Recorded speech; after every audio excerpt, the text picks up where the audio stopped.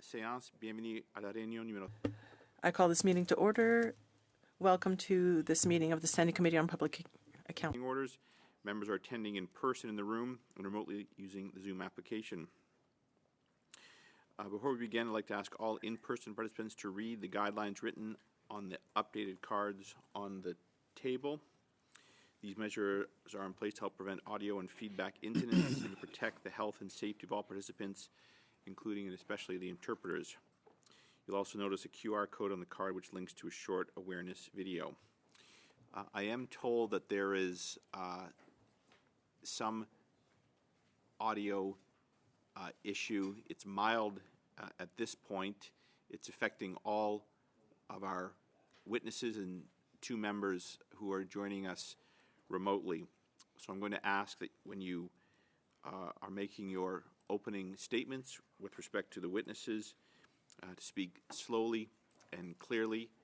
And this goes, of course, for members as well. When you're questioning witnesses, to speak slowly and clearly.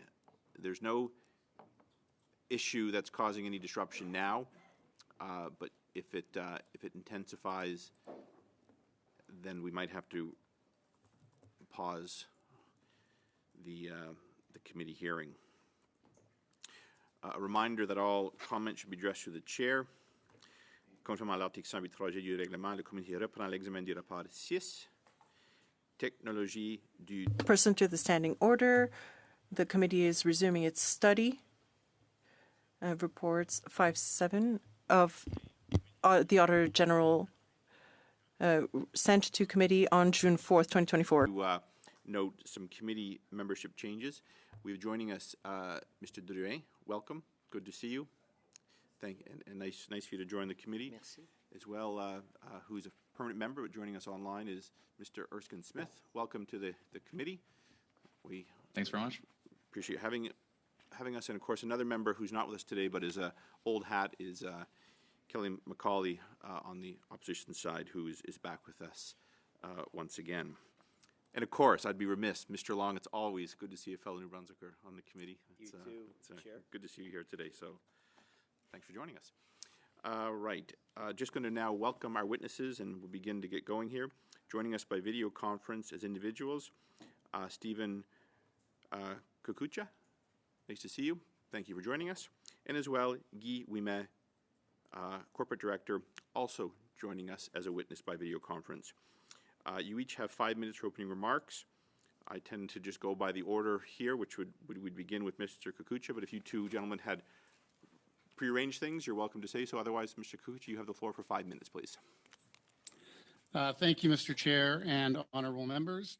I am Stephen Kukucha, and I served on the SDTC board from February 2021 to May 2024. I live in Vancouver.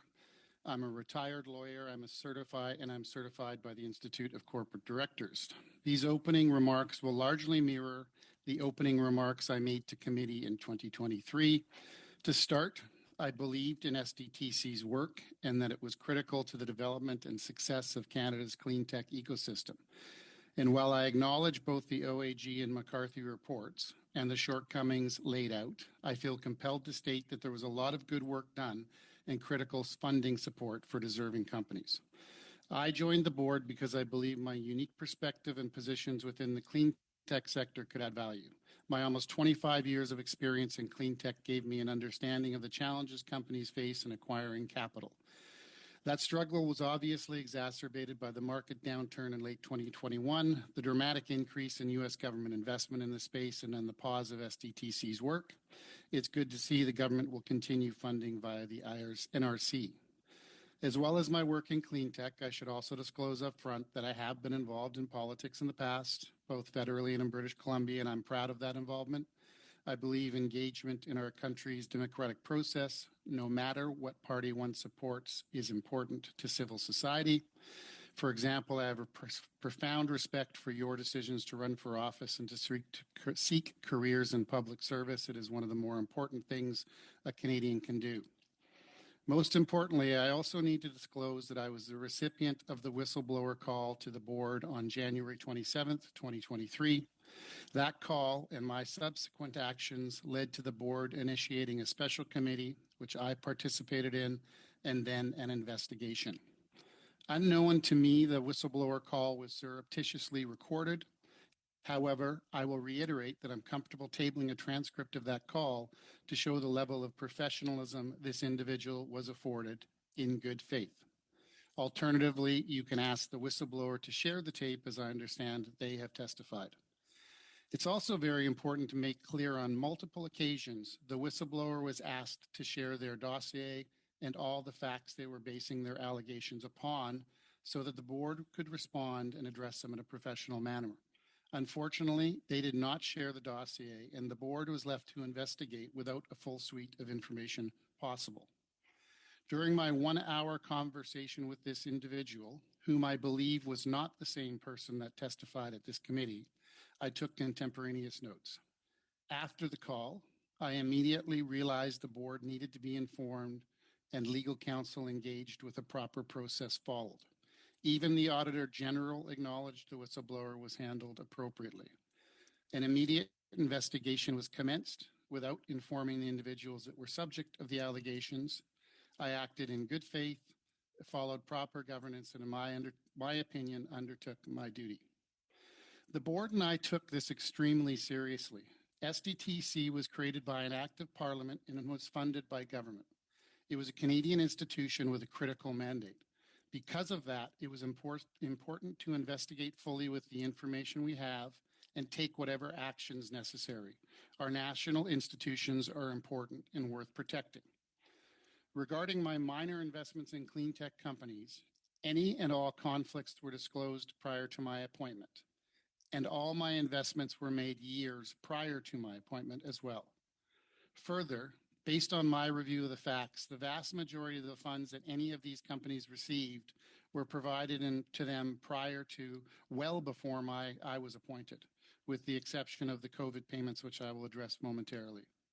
In fact, prior to joining the board, I was asked to resign from the board of a company that had previously received SDTC funds, and I promptly did so. And any conflicts after joining, either real or perceived, were also disclosed. Finally, I have not had access to any files related to those conflicts, and I recused myself from any decision-making.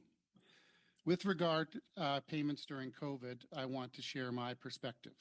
At my first board meeting, 2 weeks after being appointed, a recommendation came forward to give management discretion within an allotted pool of capital to make assistance payments if required. No individual companies were listed in the board documents, and I previously requested a copy of that document be tabled to the other committee I testified at to show you what the board received. There was also legal advice that directors who had previously declared conflicts did not have to redeclare, and I had declared 2 weeks prior. While I understand the OAG's position on this now, at the time, I felt I was following proper legal advice. Finally, and importantly, I have not received $1 from any company that has received SDTC funds, and no company I invested in has exited or provided any return to me. I have not been compensated in any way by these companies or other organizations I'm affiliated with. I have received no payment, no dividend, and no remuneration at all. In fact, my partners and I have contributed significant personal time and financial resources to keep these companies and other non-clean tech companies contributing to the Canadian economy over the last few challenging years. With that, I'm happy to answer your questions. Thank you very much. I am giving the witnesses a little extra time just because I've asked them to speak slowly to ensure the interpretation is smooth. Up next, Mr. Ouimet, you have the floor for approximately 5 minutes, s'il vous plaît. Bonjour. Merci, monsieur. Thank you, Mr. Chair, and thank you to the members of the committee for welcoming me today. My name is Guy Ouimet. I'm originally from Montreal, where I still live. I'm an industrial engineer, graduate from École Polytechnique. I hold an MBA from McGill University. I'm certified by the Institute of Corporate Directors.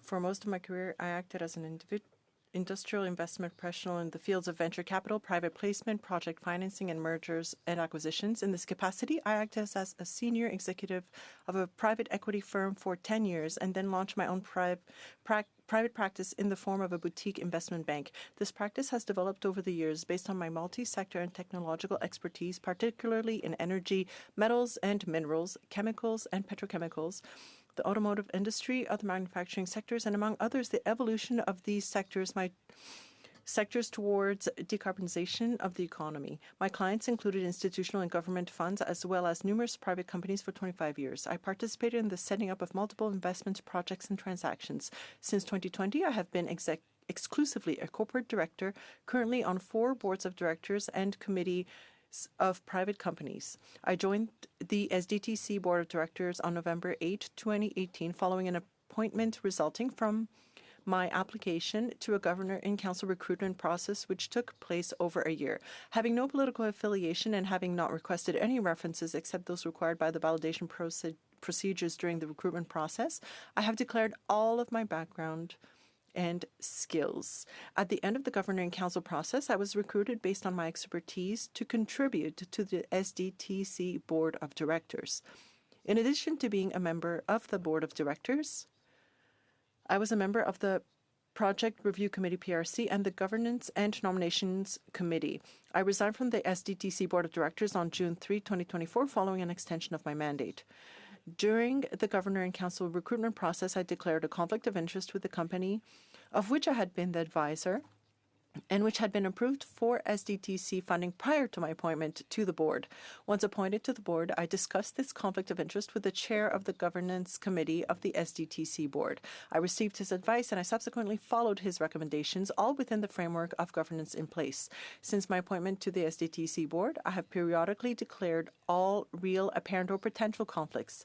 I have not had access to the files in questions, and I have recused myself from any decision relating thereto. Regarding the COVID-19 emergency payments to SDTC portfolio companies, as already indicated, the board referred to the legal opinion of Osler, which was based on the prior declaration of conflicts of interest, to the urgency of the situation and the universal nature of the measures for which no company benefited from individual treatment. Like the rest of the board, I acted in good faith in accordance with this opinion. In 2024, at the request of a parliamentary committee member, the Conflict of Interest and Ethics Commissioner investigated into allegations of conflict of interest against me.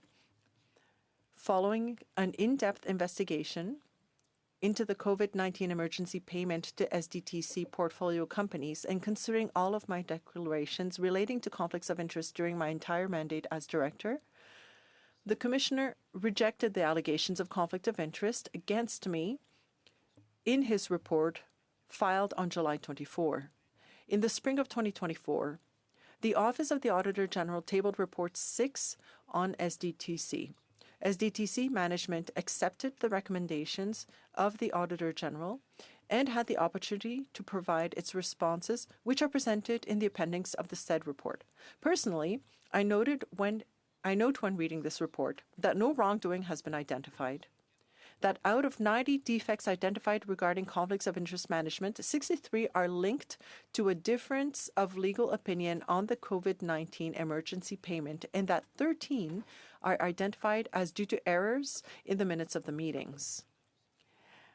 I also note that the shortcomings identified in terms of project eligibility and compliance, or even governance compliance with funding agreements and the constituting law, essentially relate to the government's delays in updating SDTC's legal framework 25 years after its creation to consider the business plans and any restructuring approved annually by the Board of Directors, the Ministry, and the Minister in office.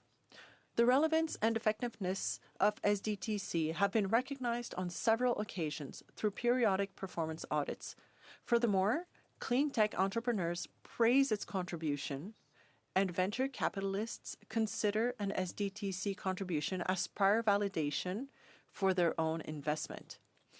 These facts are well known in the industry across Canada. Thank you. I'm available to answer your questions. On vous remercie.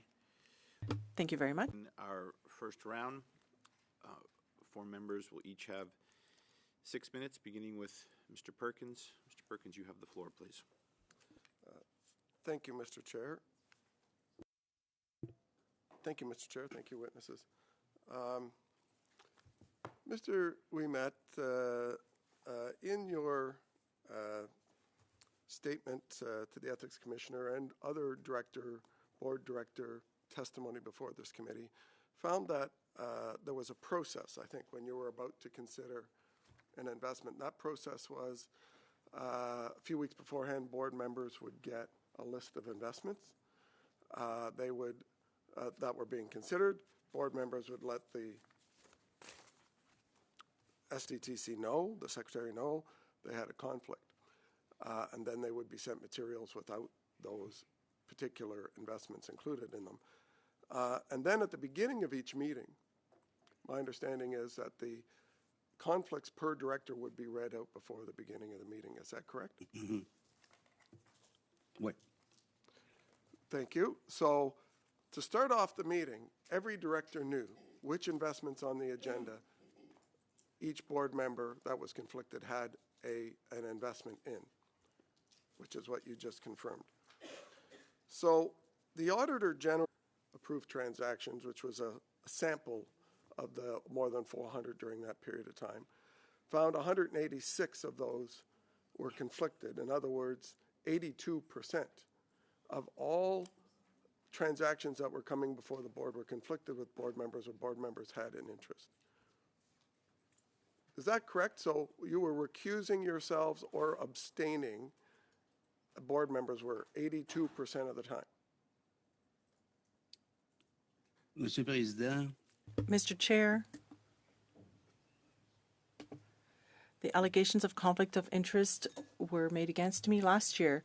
A detailed investigation and a complex investigation was completed by the Ethics Commissioner. All of those issues of administrative problems and Mr. Ouimet, that was not my question, Mr. Ouimet. I would appreciate that you stick to answering the question out of respect for members of Parliament. Attends. De l'ordre, s'il vous plaît.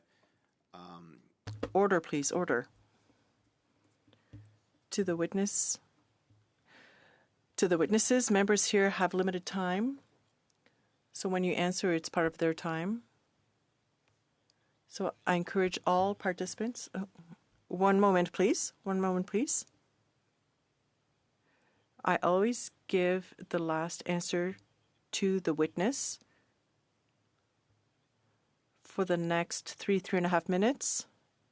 It's Mr. Perkins who has the opportunity to ask you questions. If members from both sides think that you are not answering as exactly as they wish to hear, it's their decision to interrupt you and ask you to start again. 3 minutes and 35 seconds, please. Thank you, Mr. Chair. I will ask again, Mr. Ouimet. 82% of the time, according to the Auditor General, directors were conflicted in the transactions over the 5 years, and those overlap with your time on the board. So, Mr. Ouimet, when a board member or the committee is briefed that other board members have a conflict, do they recuse themselves or leave the room? Because your chair, Ms. Vacherian, didn't know the difference last week when she testified.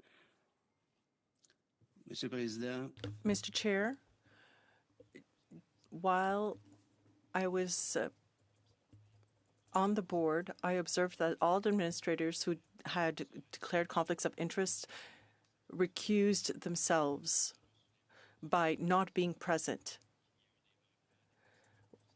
There were gaps in the minutes or errors in the minutes. That's well accepted. We know that. So there are errors, but that can't be. Action, you didn't actually leave the room. So let me go over this. So you were appointed in 2019.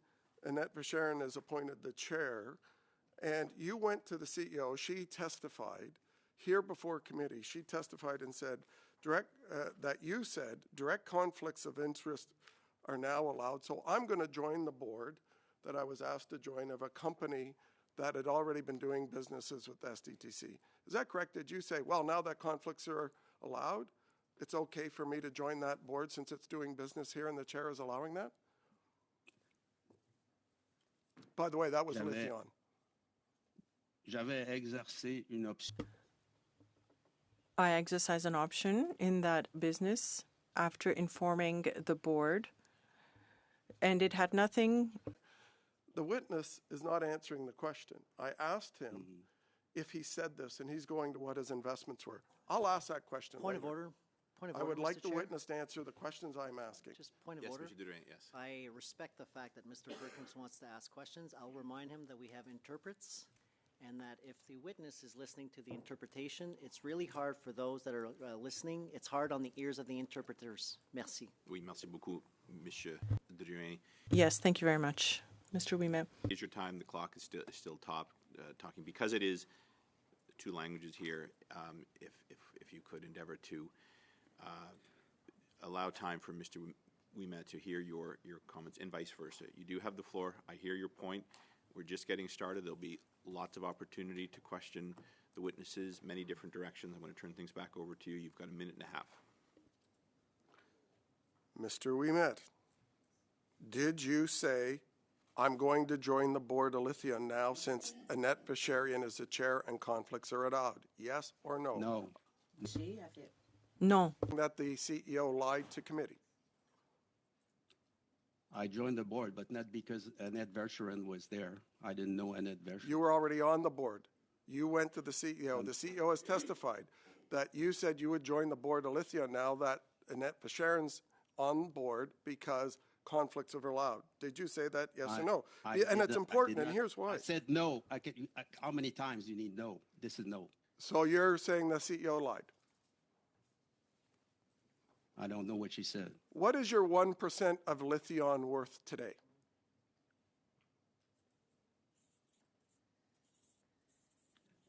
$11,000. $11,000. $11,000. And in that time, while you were on the board, Lithion on early 2022 got $4 million from SDTC. Is that correct?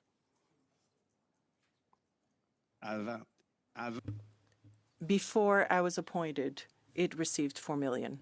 Well, according to SDTC's records, it was in 2022 that it got $4 million.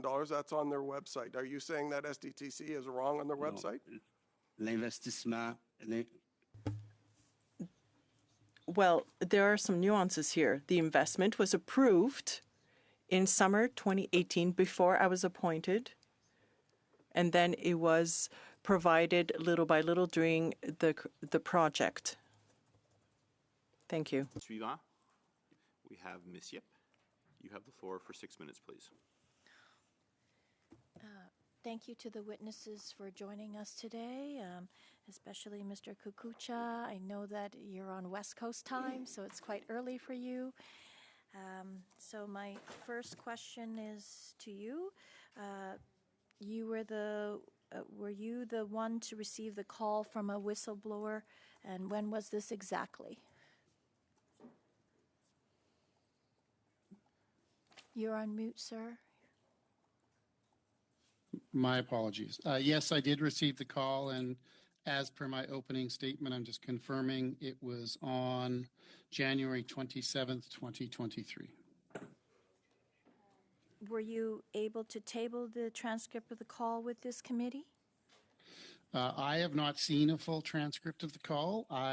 The SDTC staff provided me a snippet of that, but I believe either the SDTC staff has that or, quite frankly, the whistleblower should be asked to turn it over because they were the individuals that made that tape.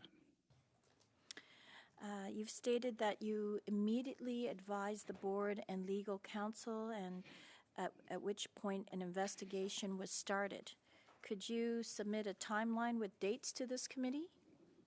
The call happened on a Friday afternoon, I believe. I sought independent legal counsel that day and the following morning. I spoke to someone on the governance committee because of the sensitivity to this. There was 3 senior female executives being and board chair being accused of serious accusations.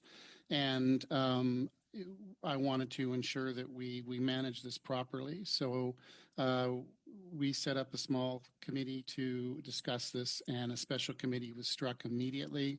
And I believe legal counsel was hired by Tuesday or very early the next week. So it all happened within 3 or 4 days.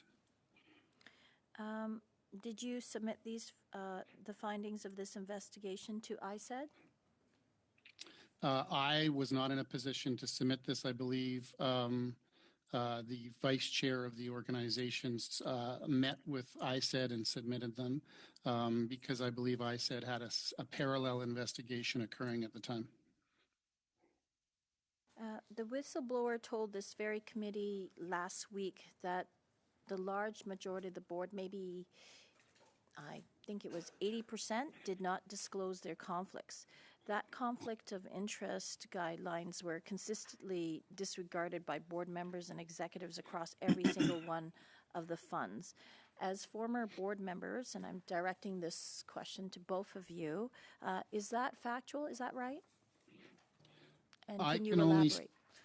Sure. I can only speak to my conduct, and I declared every conflict, both when I was appointed and real or perceived, when they occurred throughout my membership on which was only really for 2 years that we were doing projects because of the full last year of my board work was involved with the special committee and no funding was moving forward.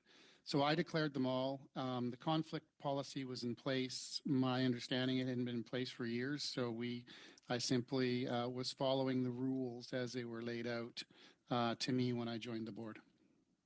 Thank you. And Mr. Ouimet? J'ai observé, comme je l'ai dit. Yes, I stated earlier, I saw that the members of the board recused themselves when they had declared conflicts. We also noted in various reports, investigation reports, that there were irregularities and errors in the meeting minutes, and that had led to administrative issues. That does not change the fact that we recused ourselves. When the ethics commissioner, investigated everything in my case, he looked at all of the documentation, saw some problems with the minutes, and asked me and others to testify under oath regarding these issues, and seemed satisfied. And was satisfied that the administrators recused themselves, and that was the Auditor General who had first flagged certain things. Before I go on to the next question, Mr. Ouimet, is there anything that you wanted to finish remarking from the previous questions? Merci. Thank you. I'll repeat. While we are available to answer your questions, we are not going to rehash this investigation as it has already been done by the investigator in detail. And there are questions that go beyond my legal abilities. And so I will refer back to the ethics commissioner, who will be able to explain his investigation, conclusions, and so on. I don't think that any of us here, myself included, are well versed enough in the law to be able to tell you that something's wrong with the report. If you have any other questions, I'd be happy to answer them. If I could add one supplementary piece of information, we were given instructions to be very broad in what we considered a conflict. So if we declared a conflict, it wasn't necessarily because we had financial interests. It could have been we knew someone at the company. In 2 instances, for me at least, it's because we had looked at investing at some point in time in the previous 5 years, but chose not to. So a lot of those conflicts do not relate to direct investment. Thank you very much. That is the time, Monsieur. Suivant, c'est Madame Sécla Desgagnés pour 6 minutes, s'il vous plaît. And you have 6 minutes. Thank you, Mr. Chair. Mr. Ouimet, first. The ethics commissioner did conduct an investigation, but I want to highlight an important point. The 4 witnesses who took part in the investigation all came here before the committee, and or rather were part of the investigation and were found to be in breach of certain principles. So I ask you to respect that authority if you want us to respect yours. Over $10 million, that is the amount that the Auditor General has identified in the 8 conflicts of interest from which you did not recuse yourself. Again, this was in the Auditor General's report. So if you have a problem with the report, well, then that's a different issue. Now, looking at the email dated April 2, 2021, from Mr. Norrance, Ms. Verschern, Mr. Ouimet, yourself, you stated that you accepted an offer to become a board member, and that came into effect 30th of April 2021. During discussions, there were some discussions regarding Lithion, but the funding was approved March 9, 2021, 3 weeks before your email. Are you saying that you had nothing to do with Lithion before, and therefore there was no conflict of interest? Inaudible to the interpreter. The funding for Lithion was approved by SDTC, was approved in 2018, in the summer of 2018, before I was appointed. Now, regarding the COVID funding, there was a conflict of interest that was, a conflict of interest was flagged for all administrators involved. And if you look at the report, there are differences in a legal opinion between the Auditor General and also outside lawyers. So with regard to my case, the Commissioner went over all of the documents, all of the minutes, and concluded that he was going to reject the allegations. He went into detailed work, and the interpreter knows that more than one person is speaking at the same time. Please stop referring back to the Ethics Commissioner's report. We have our own questions to ask. We are independent from the Ethics Commissioner, so our questions are for you. So thank you for staying specific in your answers. We have a lot of questions. Now, when you started as an administrator of SDTC or a board member, you already had links with Lithion. I was an advisor to them for the business before the funding was approved. That is, I was an advisor until 2018, the summer, and SDTC approved the funding later in the summer. Later, in the Governor and Council appointment, their separate process, I was appointed in November 2018 following that procedure. That decision for the investment had already been made. I informed the Governor and Council, the board, and I said I will withdraw my application if it's unacceptable. And I was told, no, it's normal when people are coming from the industry that board members may have conflicts. I never took part in any of the decisions, and what happened after some decisions that were made, I was not there for those details. Mr. Ouimet, the first question, did you leave the room? You always left the room physically. In all cases, whether it's for Lithion, Nouveau Monde Graphite, New Old Graphite, Swirltex? Yes, said Mr. Ouimet. Yes, I have a list here. Yes, I can reassure you on certain aspects. For Lithion, that's the conflict of interest issue that was being discussed, and I always recused myself. I never participated in any of the decision making regarding this business. Now, for the other businesses, I had zero interest in any of them. As my colleague said earlier, those are businesses that you could see indirect links, perhaps. For example, Lifecycle, which is a direct competitor to Lithion. Well, I have no interest in that business. But because I wanted to be careful, if a competitor's case is being decided, I will recuse myself since my decision could be perceived as being biased one way or another. So I recused myself. So if you're talking about other issues, well, those are clients of a sister company. Lithion has a sister company, Soneca, and I have no links, no interest in that business, but there are some clients there.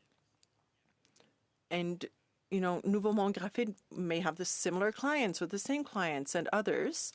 Well, in those cases, I said, these companies are related to others that I know. Therefore, I declared that and I recused myself. That's what happened. So we can't talk here.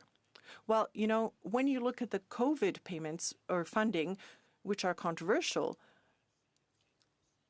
they added up the sums of all of those businesses as if it was a conflict of interest. It's a perception, and it was declared because I wanted to be proactive in those cases. So that's all it is. I'm not going to sink into catastrophe when there's no problem. Other questions? Okay, thank you very much. Suivant, up next, Mr. Desjardins. You have the floor for 6 minutes. And again, just if you can speak, as you always do, slowly and clearly, please, just to assist the interpreters. Thank you. And you're on mute, sir. I've not started the time, so. Thank you very much, Mr. Chair, and thank you to the witnesses for being present with us today in this important study. As you're both aware, it's of incredible importance to the Canadian public to understand exactly what happened with taxpayer dollars.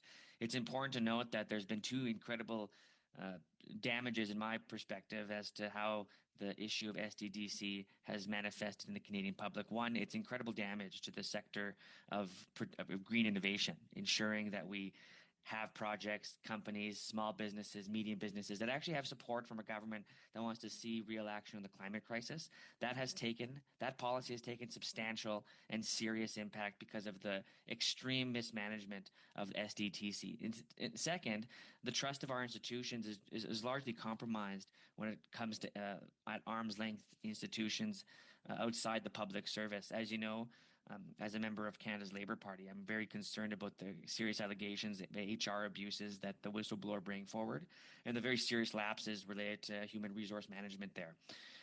It's incredibly disappointing to know that both of your participation professionally on this has conducted itself this way, largely resolving itself to the now disbanding of SDDC outright and the ending of this chapter in Canadian history of having a third party like SDDC. So I want you to take full accountability. As board members, on behalf of Canadians, you had public trust. You were entrusted to deal with this at the utmost professionalism, and it resulted in the minister largely finally disbanding your work and transferring this to ISED, which I fully agree with, and it should have been done much sooner. I do want to now turn to the findings of the Auditor General. Mr. Ouimet, I do want to cite how important it is that you understand the Auditor General's report. In your testimony thus far, you have cited the Ethics Commission. Although we do take into consideration all work of our colleagues, whether it's in the House or in committees, including the Ethics Committee, it's important to this committee in our own study that you understand the findings of the Auditor General. The Auditor General herself is an independent officer of this Parliament and is responsible for ensuring public trust and accountability. So I'd like you to answer the questions in direct relation to the Auditor General's report. I'll return now to some beginning questions that I think are important for Canadians to understand, which is your roles and responsibilities in relation to your participation at SDTC. Can you each take approximately 10-15 seconds to describe your roles and responsibilities at SDTC, please, starting with Mr. Kukucha? In direct answer to your question, I was a board member for a 3-year period. I sat on the project review committee, but to address your statement, if I may, Mr. Chair, with regard to HR matters that were referred to, I would say two things. One, at no time were any issues brought up to the board for us to consider. In fact, all reports given to the board were that there were no issues. Secondly, the independent McCarthy's report confirmed there were no issues. So whatever may be said by the whistleblower, there was an independent study done by a reputable law firm suggesting that those issues were not credible. Well, we both know, Mr. Kikucha, like these reports, including the independent report on HR, can be sufficient to some, particularly management. But this is clear evidence why unions are important. You know, these disputes happen all the time. You can look at the corporate registry of Ontario. You can look at the corporate registry of Alberta. You can look at the corporate registry of British Columbia, where you're from. And you can see just how many labor disputes in this country go ignored, including the recent one with Teamsters. So the fact that the McCarthy report, of course, existed, the whistleblower gave us a credible challenge to that. Why not just release all of the employees under NDA then? You have to understand that these employees were subject to a non-disclosure agreement at the time of that report. And so sorry if I have to be blunt and crass with you in relation to the fact that I don't believe the findings of that report to be to be fully credible, because there was significant legal obstacle to those employees testifying truthfully because of the company's or SDTC's requirement of NDAs. So now, Mr. Ouimet, would you please describe your role at SDTC? Oui, j'étais I was a director from November 8, 2018 to June 3, 2024, and a member of the PRC Project Review Committee and also the Appointment Review Board. Now, you talked about mismanagement. Mr. Ouimet. Oui, c'est ça. En effet, That's right. And the Auditor General indicated those findings, which were accepted by SDTC and recognized. I stated in my remarks that all the findings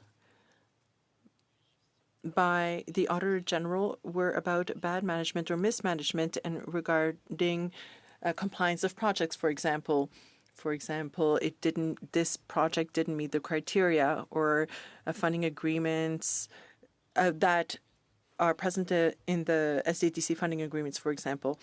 So we need to know that the board did not act freestyle outside the parameters. Each year, it's the opposite. Each year, a detailed business plan is provided to the council, to the board, approved by the members, provided to SDTC. So you could ask, why did the government not annually or periodically update the funding agreements or the legal framework? That's a question you could be asking. Now, to say... Is the finding of the Auditor General in relation to your breaches of the Act? You know, the Auditor General was very clear that the legislation passed by parliamentarians democratically elected to help govern these programs and services, including the legislation each of you committed to uphold, was in breach. That's the fundamental issue that we're discussing today. And I understand, Mr. Ouimet, you want to balance temper excuse me, Mr. Desjardins, between this issue and the facts. Mr. Desjardins, your time is up. I will give Mr. Ouimet, avez-vous des commentaires briefs que vous... Do you have any comments that you want to provide? Thank you, Mr. Chair. In response to the harassment complaint or issue also, as Mr. Kikucha stated, the whole process was diligently followed. There were a number of reports. Some questioned the credibility and reliability of certain people. At some point, the minister said, well, that's enough. Enough is enough. And I will ask the Auditor General to look into this, and I will bring in McCarthy with a completely open process, with a very detailed process, to get to the bottom of the human resources issue. Well, the report completely rejected the allegations of harassment and so on. Those are issues that had to do with the board and others, but it's the report.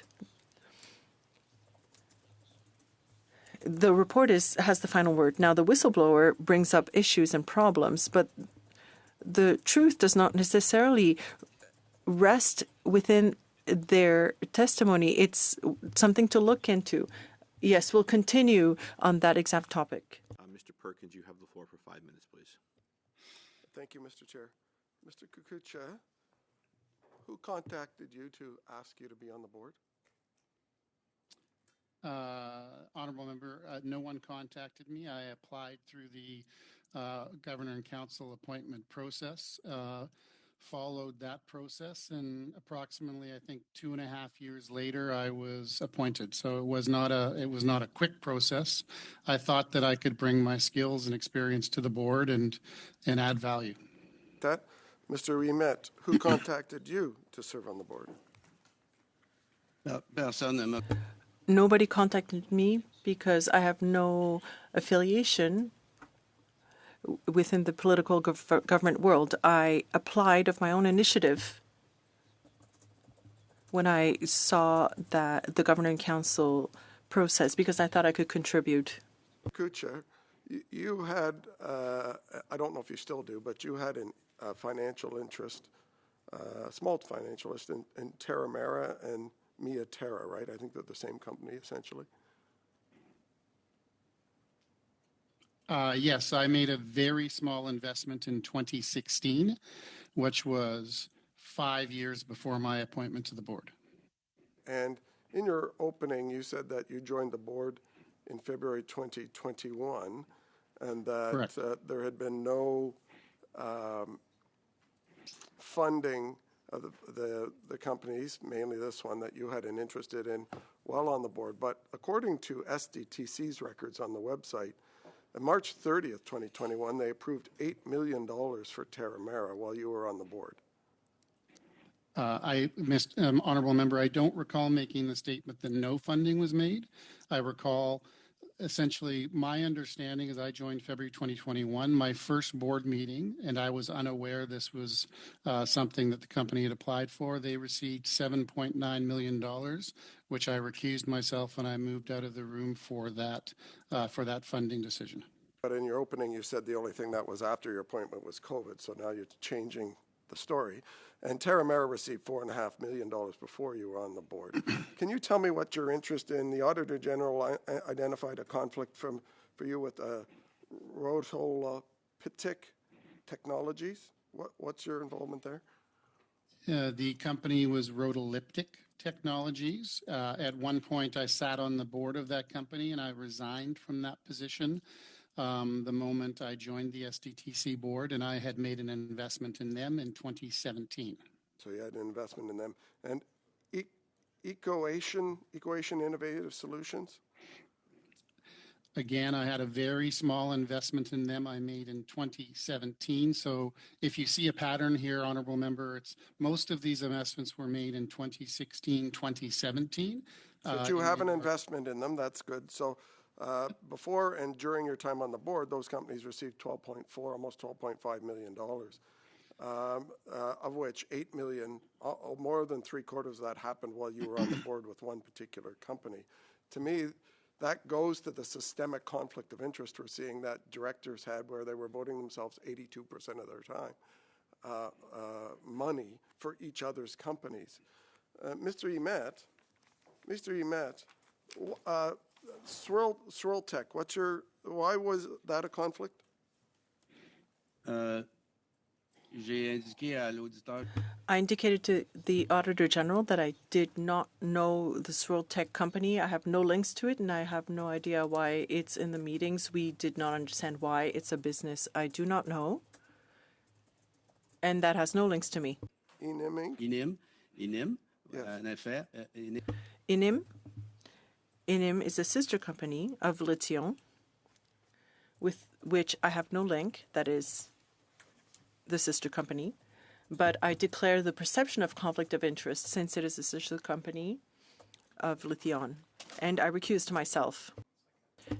Nano One Materials, that's a company that Lithium was a part of a consortium of the nano application, so I recuse myself also. Okay, so Enim, which is a sister company, meaning owned or it got $3 million from SDTC while you were on the board, and Nano One got $10 million. So yeah. again, it looks like a lot of conflicts of interest, of financial interest of you and your fellow directors. The Auditor General named 9 directors, some of them GIC, some of them not, Question, that had Mr. Perkins. conflicts of interest. So did it not seem unusual, since both of you are experienced directors, that have you ever served on a board where more than 80% of the transactions were conflicted when they came to the board?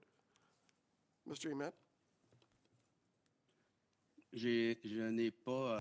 I haven't done any kind of calculation as to the percentage on boards, but at each meeting where there were discussions as to this, there were 3 or 4 declared conflicts of interests, and usually it was a perception of conflict of interest, and people were very careful.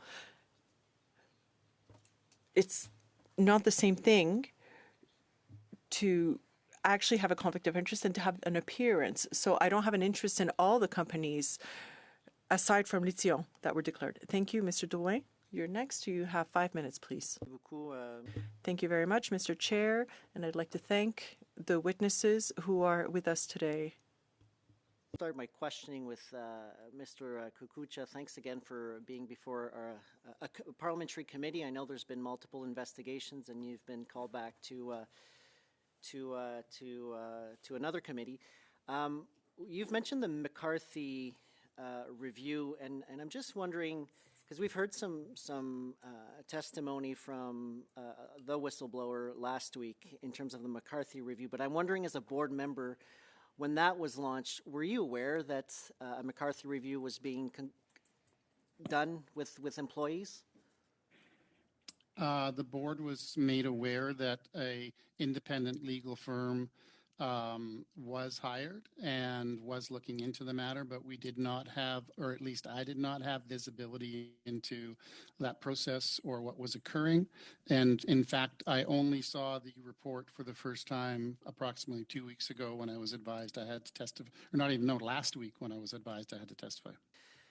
Because there's some allegations that were, and we've asked for documentation, but some allegations were made by the whistleblower that somehow the minister would have concocted the conclusions of that report, even though it did not directly report to the minister, but another department. Obviously, when there are issues arising with whether it's an arm's length organization or the department itself, it is reasonable that that particular report would be reporting to another department. But so the board didn't have access to those documents before the McCarthy review at all, and you've just witnessed that you've seen that for the first time 2 weeks ago.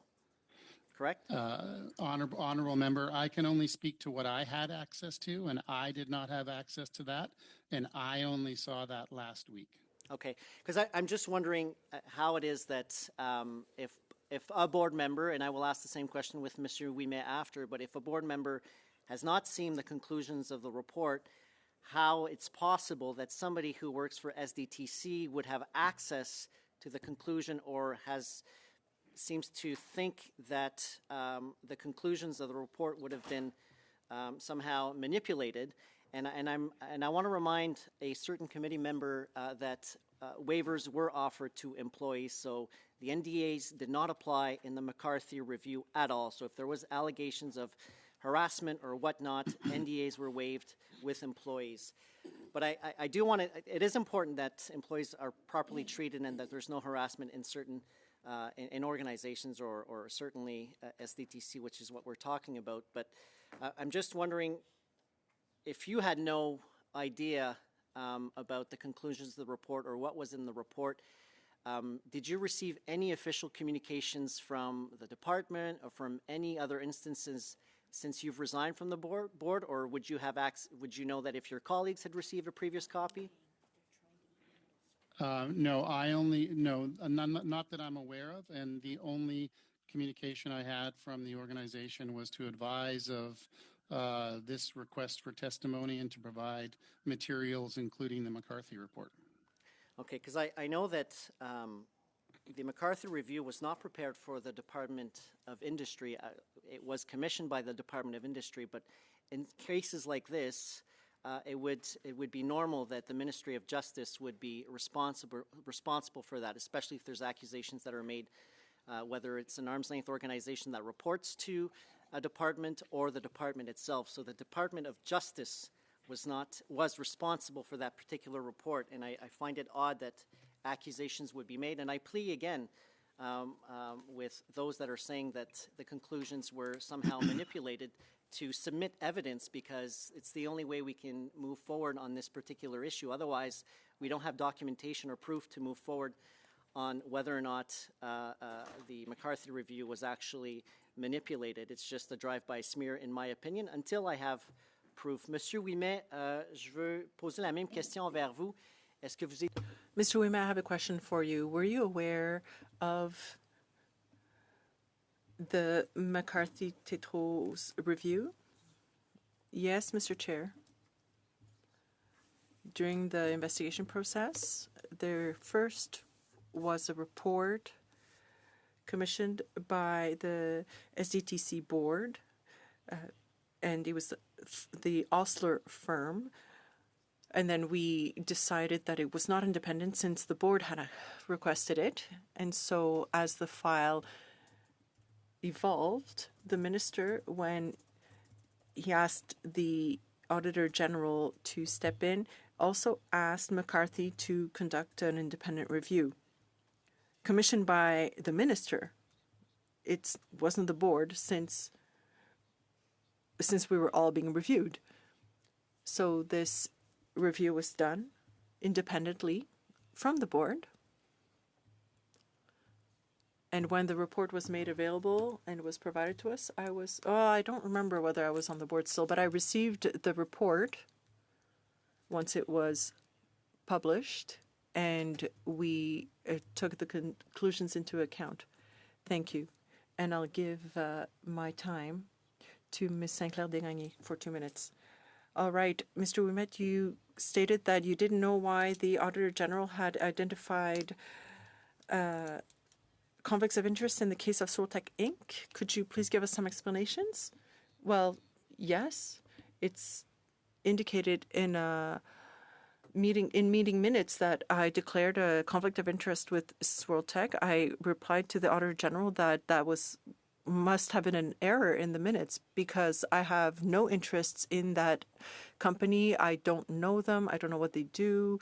I have no link that I can imagine with that company. So perhaps somebody declared a conflict of interest and my name was put down or something, but that's the only explanation I can give. Well, from memory, do you know who may have a link with Sortec and who could be in conflict of interest? No, I wouldn't be able to say. Yeah, no. Okay. Now, to come back to the conflict of interest issue, during your remarks, you said that you systematically recused yourself. You systematically left the room and you did not give your opinion or act in a way that would allow a company in which you have interest to obtain funding. However, the Auditor General's report stated that there were 90% or 90 conflict of interest issues where people did not recuse themselves. So that's what we're talking about today. I know that you were called in 8 times for Sortec, but why is what's written in the Auditor General's report and what you're giving us as remarks go against each other? Why is it contradictory? Well, first, there's the issue of the COVID funding. That's, again, as stated previously, it's a difference of legal opinion. The conflicts that we declared before the COVID funding issue were looked at by the Auditor General and will be seen as a conflict because, we received the COVID funding with those decisions pending or in the background. Now, there are other examples where it's very clear that the minutes of the investment committee, for example, that Mr. X or Ms. Y declared a conflict of interest. But the practice is that when a director declared a conflict of interest, they would recuse themselves and leave the room. However, the minutes did not necessarily indicate all of those details, did not necessarily indicate that Mr. X left the room, came back to the room. It simply stated this person declared a conflict of interest. And the Auditor General would state that I have no evidence indicating that so-and-so left the room. So that's why I was saying earlier that with the Ethics Commissioner, we explained all of this, and he heard from certain witnesses and was satisfied. I understand that you're conducting your own study, but I can't change the facts. The administrative problems have been recognized. Thank you very much. Please. Thank you very much, Mr. Chair. I do now want to turn to a finding of the Auditor General's report. Can you both please confirm whether or not you've read the report and agree with its findings? Yes would be fine as an answer, or no. Mr. Kukucha. I have scanned the report, and it speaks for itself. Do you agree with the report? It speaks for itself. Mr. Kukucha, I think you can probably reason with me to suggest that that's not an answer to whether or not you agree with the Auditor General's report. Do you agree with the independent findings of Canada's Auditor General? As I stated in my opening statements, there were shortcomings were laid out, and they speak for themselves. So would it be okay to say you partially agree then, or do you outright reject it? I take it for what it is. It's a report of the Auditor General. Mr. Ouimet, do you agree with the findings of the Auditor General? La direction de SDTC a reconnu. The board of SDTC recognized the findings of the Auditor General, provided its responses in an appendix, and I read the report, and we have to accept it. And the report presents a certain point of view. That's it. Mr. Ouimet, I understand that these topics are sensitive to each of your professional and personal lives, but you have to understand that this is a far greater concern. The issue of you're largely challenging whether or not the Auditor General is telling the truth in fullness, and that is a problem for me as a member of this committee. If that's not what you're saying, then why not accept the findings of the Auditor General? Go ahead. No, I'm not challenging the Auditor General or saying he's lying whatsoever. In fact, the Auditor General on several occasions in the report that I saw, gave credit to the way we dealt with the whistleblower in the special committee, advised the board was not advised of things at certain times. So yes, I accept the report for what it is, but I also believe that facts and context matter. So to the point that Mr. Ouimet brought up earlier, some of the numbers that are presented in a way that suggests that there was arguably a more systemic problem that there may have been. But I accept the report and take it on its face. Well, it's certainly a systemic issue by a large margin. This has been going on with STP for a long time. Let me just interrupt. Do you want to hear from Mr. Ouimet again? Without any commentary from you, I'll allow a response from him if you would like. Please, no. If anything of importance, Mr. Ouimet, to the report. Of it toward Mr. Ouimet. No, les faits nous ont été présentés. The facts were presented to us. We had the opportunity to discuss it with the Auditor General and to provide our comments. The board had the opportunity to respond. We're not challenging the Auditor General's report once it's been tabled. We could provide context for certain points. That's what we're doing here today with you, because the Auditor General, if you allow me, is not there to provide much nuance. The Auditor General is there to look, there are problems with meeting minutes that don't clearly state that somebody recused themselves because they declared it, but it wasn't stated that they recused themselves when they did in reality. So that's, one problem that will be flagged. Perhaps that person has a very indirect link with a company, no interests at all. Now, is that a conflict of interest? Is that a fraud, a violation? No. Those are administrative errors. And thank you. Up next, Mr. Cooper, you have the floor for 5 minutes. Thank you very much, Mr. Chair. Mr. Kukucha, in your opening statement, you said with respect to the improper COVID payments, of which 38.5 million tax dollars improperly went out the door according to the Auditor General, not to mention 63 conflicts of interest involving board members in which millions were funneled into companies in which board members had interests in, you said that you relied in good faith on legal advice. Is the legal advice that you, as a member of the board, received from one Mr. Ed Vandenberg? Sorry, I was muted by the host. Yes, it was, Honourable Member. Okay. The same Ed Vandenberg who sat on the two-person SDTC member council, correct? You're correct, Honourable Member. Yeah. So you're a lawyer, Mr. Kukucha, through you, Mr. Chair. Do you not see a conflict there that Mr. Vandenberg sat on the member council while at the same time providing legal advice to the board and being remunerated for such service?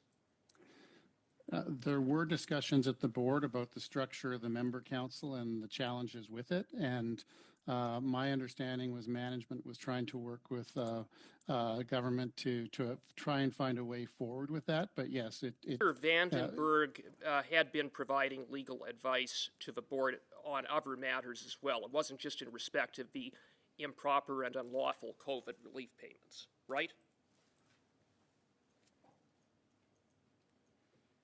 I keep getting muted. I apologize, Honourable Member. Yes, he was providing advice, and I do. Thank you for that. Mr. Cooper, just 1 second. So I'm sorry. I think what's happening is that when a witness is done speaking, we return to a member. You're being muted. So if you could just unmute yourself to both witnesses, avant que vous parlez, s'il vous plaît. If you could unmute yourself, that's what's happening. So. It doesn't always happen. I think it's because of just the.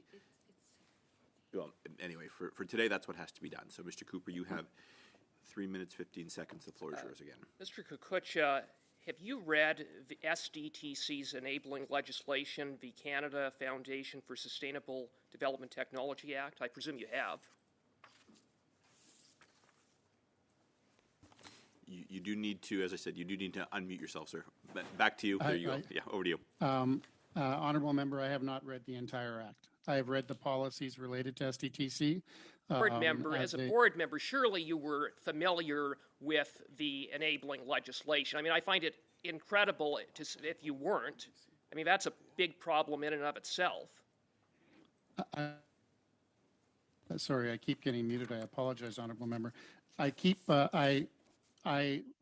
have a general overview of the legislation, but I have not read it in detail. It sure isn't actually a very big piece of legislation. It would take all of 15 minutes to go through, and if you had bothered to read the act, you would have known that at section 16 sub 2 it states, quote, "No member shall profit or gain any income or acquire any property from the foundation or its activities." That's precisely what was happening in the case of Mr. Vandenberg. So not only was he in a conflict of interest in providing legal advice, he was breaking the law. Isn't that right? Based on your statement, Honourable Member, I will take it at face value.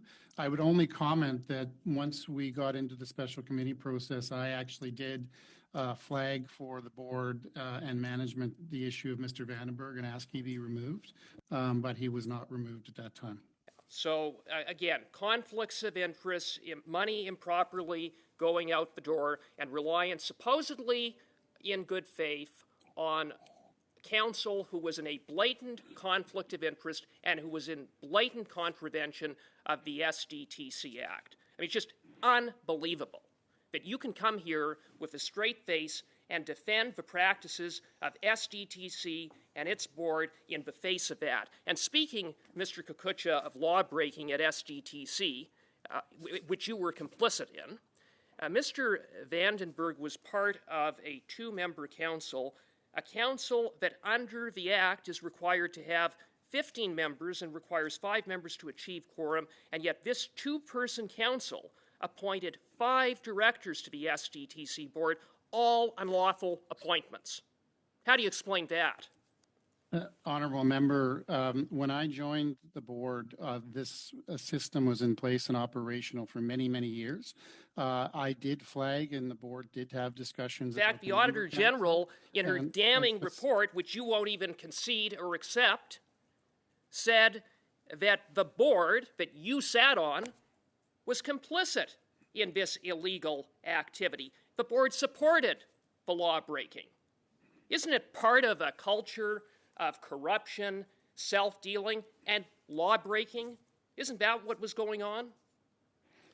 Because I would say to you, Mr. Kukucha, it raises serious questions about why the board would have been complicit in having an unlawful two-member council. It was all about making sure Liberal insiders and cronies of board members were appointed as directors so that they could get a piece of the action to pad their pockets in a corrupt racket that makes the sponsorship scandal look small by comparison. That's what happened. You have the floor, sir, if you'd like a response. Yeah, honorable member, I can only speak to my own conduct. I did not have, there was no corruption that I directly saw or was aware of or participated in. Errors were made. We acknowledge those. I did accept the results of the Auditor General's report, and candidly, I did flag for the board issues with both the Members' Council and Mr. Vanderberg, but they were not acted upon.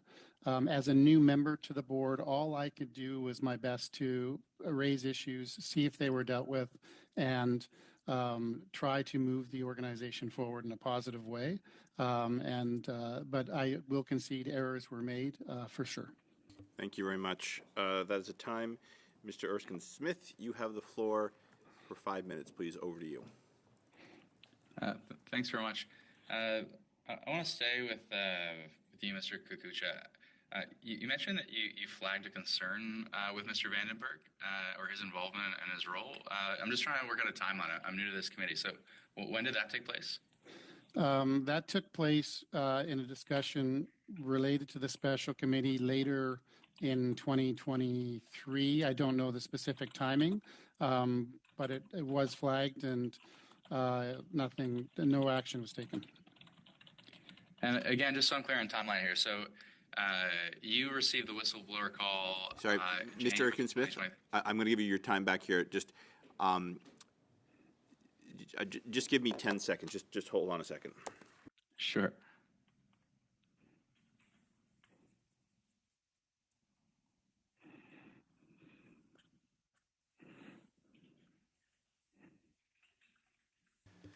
So just to follow up on the request, we have two individuals now, a member and a witness, who are having a back and forth. So I really can only have one microphone open at a time. This is true even when it's on the floor here. So when Mr. Erskine-Smith's microphone is open, I'd ask the witnesses to be sure they're muted like that. And then when the member's done, take a second or two, and then over to the witness. So back to you, Mr. Erskine-Smith. I did pause the clock. You've got just over 4.5 minutes. I appreciate it. All right, we'll dance with the microphones. Okay, so just again back to the timeline. So in January 2023, you received the whistleblower's call. I expect we'll get a transcript of that at some point, although you would only have a partial one, or STCC would have some staff there would have a partial one.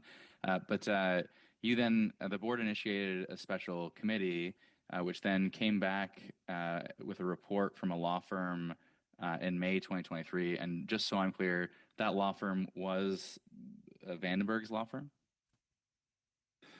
Yes, it was. And to be clear, that was ultimately a mistake. We should not have hired them in the sense that Mr. Vandenberg was on the members' council.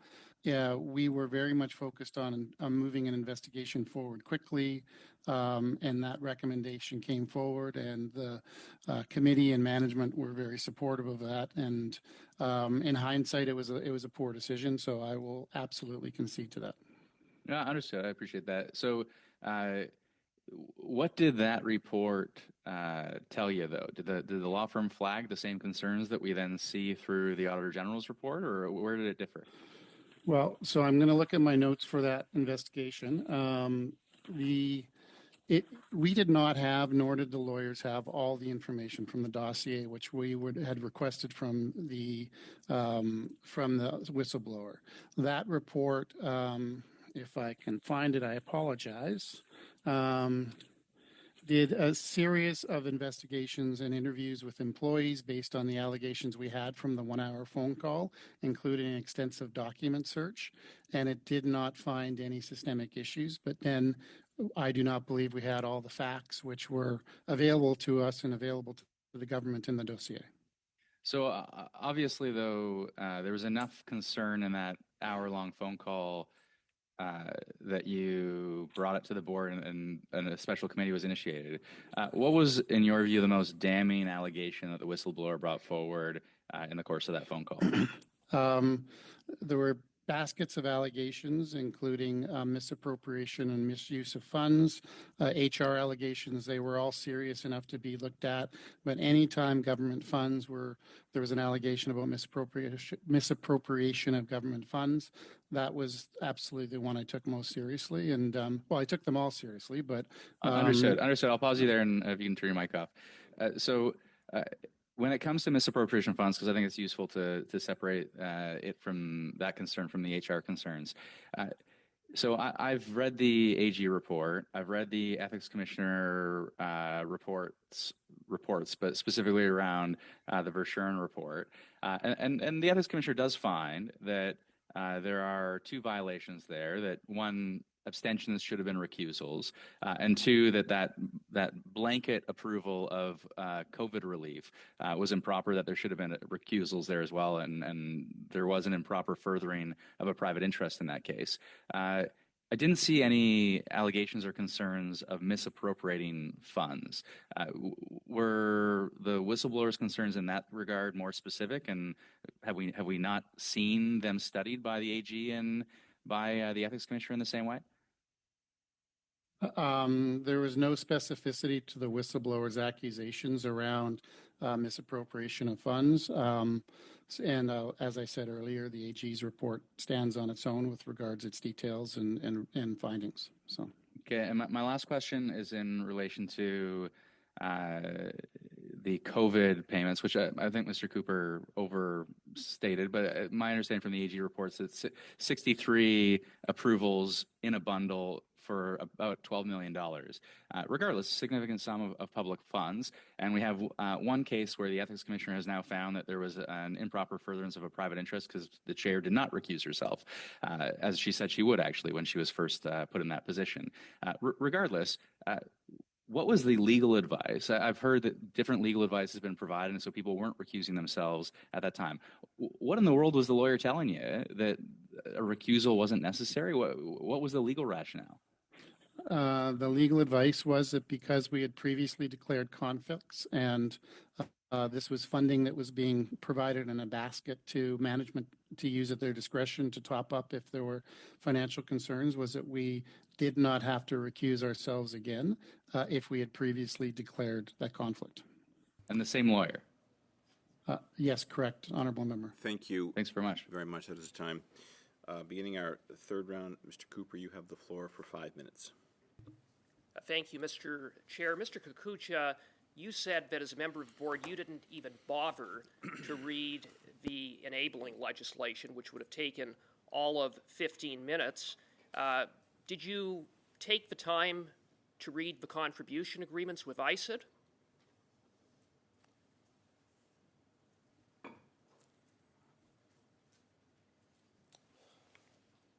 My time is... Sorry, that was a direct question for Mr. Yes, Mr. Kukucha, did you catch that question, or is he might be frozen? Just stop that. Yeah, we'll just suspend here for a second.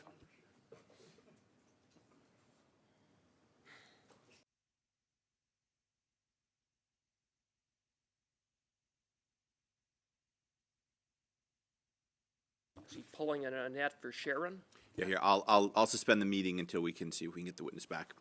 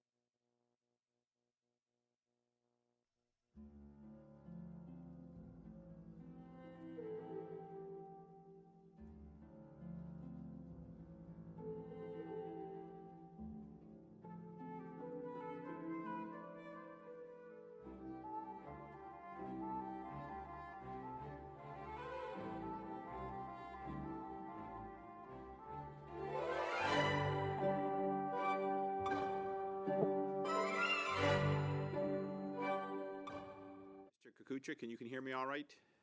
Just give me a thumbs up. Yes, Or- Mr. Chair. Perfect. Puis Mr. Ouimet, ça va aussi avec vous? Mr. Ouimet, it's fine for you also? Yes, very well. Okay, thank you. Mr. Cooper, you have the floor for 5 minutes, please. Thank you very much, Mr. Chair. Mr. Kukucha, you said you hadn't bothered to read the SDTC Act, which, if you had, you would have realized that the legal advice you were receiving and the board was receiving was in contravention of the Act. Have you bothered to read the contribution agreements with ICIT? And honorable member, as I was started in my last answer, the contribution agreements were negotiated between management and the companies. So they were all individual to projects. You So we did sat not on have the access board. to You those. sat on the board, and you were voting yes or no in respect of funneling money out the door.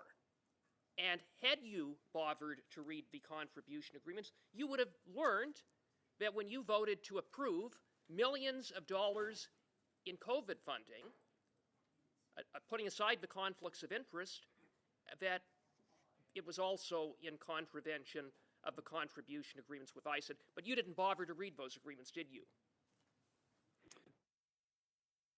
Honorable member, the COVID approvals that were made, the second COVID approvals, I was only on the board for the second COVID approvals, came to us with a blanket set of funds with no list of companies to give management discretion. And when I asked management whether or not this was in, because I specifically asked the question, and other board members did as well, whether or not this was in contravention or whether or not it was approved by government. Management confirmed it was approved by government, and there was no of the dissent contribution agreements.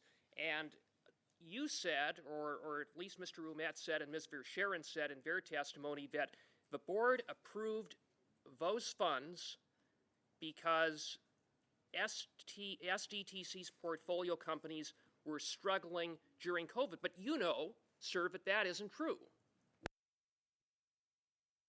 Honorable member, I do know a lot of companies were struggling during COVID. So we took it on face value that management had canvassed all the companies and had face value, sir. Information. Sir, through you, Mr. Chair, it's my time, reclaiming my time. Order, gentlemen. As I said, we're trying to safeguard the interpreters here as well as maintain decorum. Mr. Cooper, you have the floor, please. The whistleblower testified that at the time of the second tranche of the improper and unlawful so-called COVID relief payments, of which you were then on the board, SDTC had completed a full survey of the total portfolio of SDTC companies and found that every single company on average had over 14 months of runway, proving that the companies that received the money didn't need the money. You would have seen that analysis, wouldn't you have? Honorable member, we did receive the analysis. I can't speak to the specific facts you mentioned, but there were concerns with supply chain. There were concerns with a number of issues, and even companies that I was involved with that had no involvement with SDTC were deeply concerned about those. So 14 months of runway.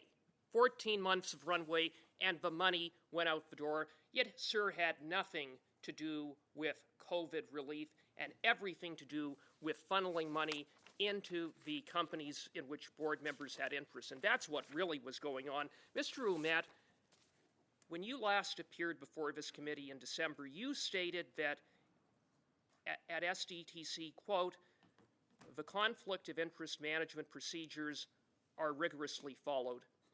Do you stand by that? Absolument. Absolutely.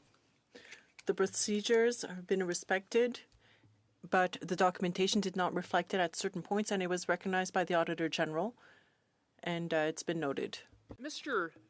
Ouimet, you keep claiming that the minutes were the problem, not that there were conflicts of interest, not that money improperly went out the door, but there were inaccuracies in the minutes. But Ms. Lawrence stated, and I'm referring to paragraph 69 of the Verschaeren report, in which Ms. Verschaeren was found guilty by the Ethics Commissioner, that with respect to the minutes, they were carefully reviewed and amended internally where necessary and should be considered accurate. Is Ms. Lawrence wrong? Is that what you're saying? Je ne peux parler que pour moi-même. I can only speak for myself. I didn't hear Yeah, the answer. he said he can only speak for himself. You have a small question time remaining, Mr. Cooper. Well, I'll ask Mr. Ouimet if you would apologize to Canadians for the conduct of the board. 186 conflicts of interest, $38.5 million in COVID relief payments that improperly went out the door, millions of which went into companies of board members. Would you apologize and admit that that should not have happened? Non, je reconnais les No. I recognize the findings of the Auditor General, and the statements of the honourable member are false. That turns us now to Ms. Bradford. You have the floor. You should for 5 read the minutes, Auditor please. General's report, and he should read Order, the ethics order, commissioner's order, report. Mr. Cooper. We've moved on to Ms. Bradford. You have the floor for 5 minutes, please. Thank you, Mr. Chair. And thank you to both of the witnesses for being with us today. I realize that you've been before our committee before, so I thank you for coming back to this one. Mr. Kakucha, I was wondering, your opening statement was very, very detailed, and my shorthand isn't what it used to be. Would you mind providing that, a printed copy to the committee so that we have that for the record and can review it? Honorable member, a printed copy was sent to the committee late last evening. Oh, I see. Okay, I don't think we got it. If I may, though, honorable member, there was an allegation that I actually changed my comments in testimony from the opening statement, and I just want to correct that for the record. I stated that the vast majority of funds that these companies received were provided prior to my joining them to the board. So I do not accept Mr. Perkins' allegation that I changed my testimony, honorable member. Okay, thank you for that clarification. So were the McCarthy review findings shared with SDTC's board and its employees? As stated previously, honorable member, I only received them last week. Oh, right, okay. Now, I think many of us around this table are having trouble understanding some of the board's conflicting practices during Mrs. Verchusen's chairmanship. The AG has found that in 96 cases where $260 million was approved for funding, board members appropriately disclosed their conflicts and recused themselves. But in 90 other cases, worth $76 million in funding, members didn't recuse themselves properly in cases of conflicts. So I'm going to address this to each of our witnesses. Can you please explain the difference in perception between perceived conflicts and actual conflicts? We're wondering why there's this discrepancy in how the board members conducted themselves. So if you could maybe explain the discrepancy in following the organization's policies and what you view as the difference between a perceived conflict versus an actual conflict of interest. I can only speak for myself, honorable member, in that an actual conflict would be where I have or I had a direct investment. A perceived conflict would be where I had a relationship within the company or some connection to, or we had reviewed the company previously. So that is how I interpreted the difference between those two matters. What would your answer be? Ma réponse est la My answer is the same. In my case, for example, one conflict of interest, a single one, where I had interests in a company. In all the other cases that were mentioned in the files were related to perceived conflicts of interest, which I declared to be forthright, as was recognized. Something that could lead to a perceived conflict of interest, and that was the case for many directors. Okay, so continuing with you, were you ever asked to resign from the board of a company that you had previously received SDTC funding? Non. No. And how and to whom did you disclose any real or perceived conflicts during the GIC appointments process and once joining SDTC? J'ai déclaré I declared my conflict of interest to the governor and council in the documentation, in the initial documentation, the application forms, the various documents that are requested.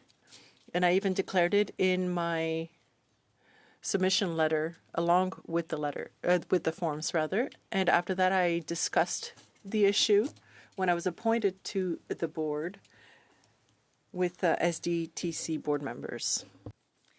Okay, and I have the same questions for you, Mr. Kukucha. Were you ever asked to resign from the board of a company that had previously received SDTC funding? Honorable member, yes. As I stated in my opening statement, there was a company called Rotolyptic that I sat on the board of that I was asked to resign from as part of the GIC process, and I immediately resigned. Okay, thank you. And how and to whom did you disclose any real or perceived conflicts? So you just answered during the GIC appointments process, but once joining the SDTC? The process to disclose, once we were on the board, was prior to every meeting. We received a list from management, and we sent our responses back to management collectively and to the entire board as well. Okay. I was wondering if, Mr. Ouimet, last week we heard that due to funds to companies needing to be approved by the board, oftentimes there would be many bulk approval processes where the applications were not even reviewed unless a board member had a specific question around any of the applications. Can you tell us a bit more about this bulk approval process and how these tranches of funding were allocated in such a way? Yes, Mr. Chair, we instituted a few years ago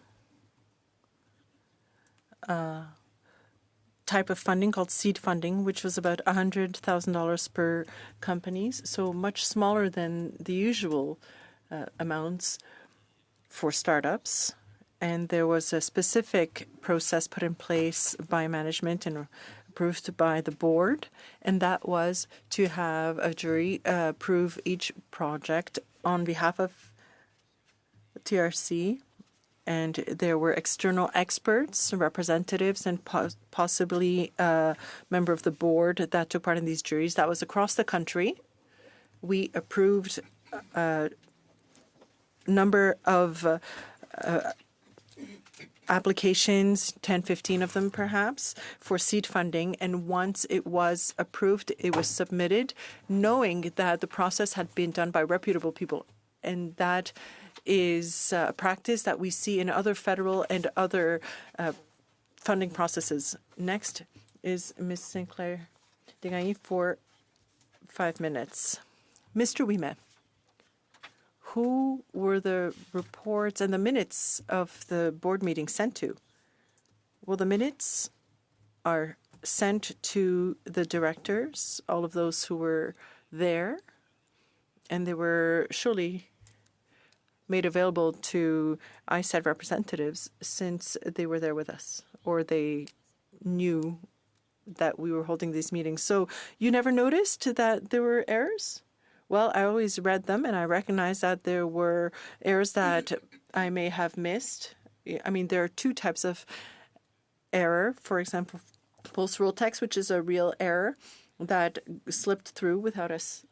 For swirl text, you didn't notice? You didn't notice? No, I did not notice, but I did read the minutes quickly, but I did miss that.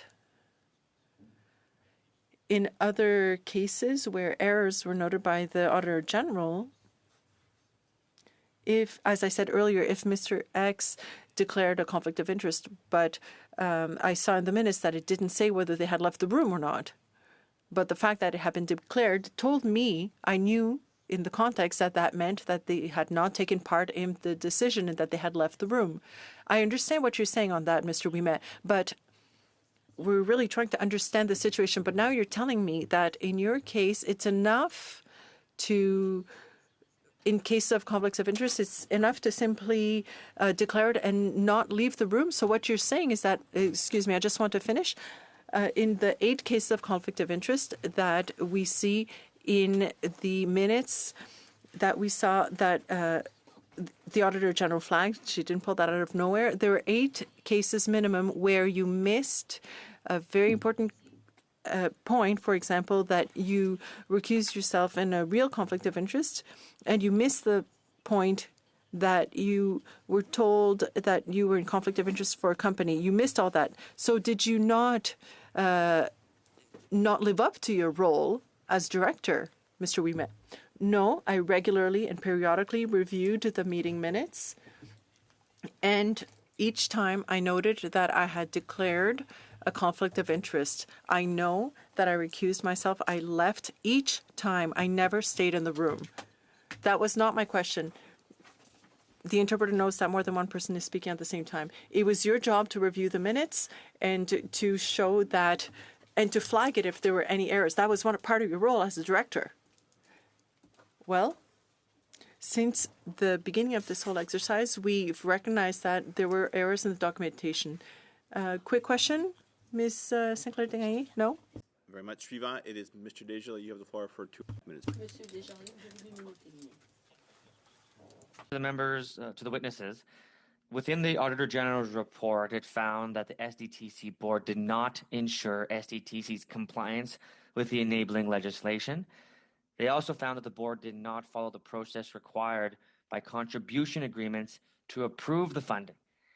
These are pretty damning statements by the Auditor General. To evidence this, in her finding under 6.27, for the 58 projects described in paragraph 6.21, we reviewed and analyzed the materials that Sustainable Development Canada or Technology Canada had used to screen and assess projects for funding. This included budgets, corporate information, risk assessments, external expert reviews, reports, and materials and minutes of the related meetings of the Project Review Committee and the Board of Directors, to which both of you are members of respectively. We found that 2 ecosystem projects were clearly ineligible, as they did not fund or support the development or demonstration of a new technology.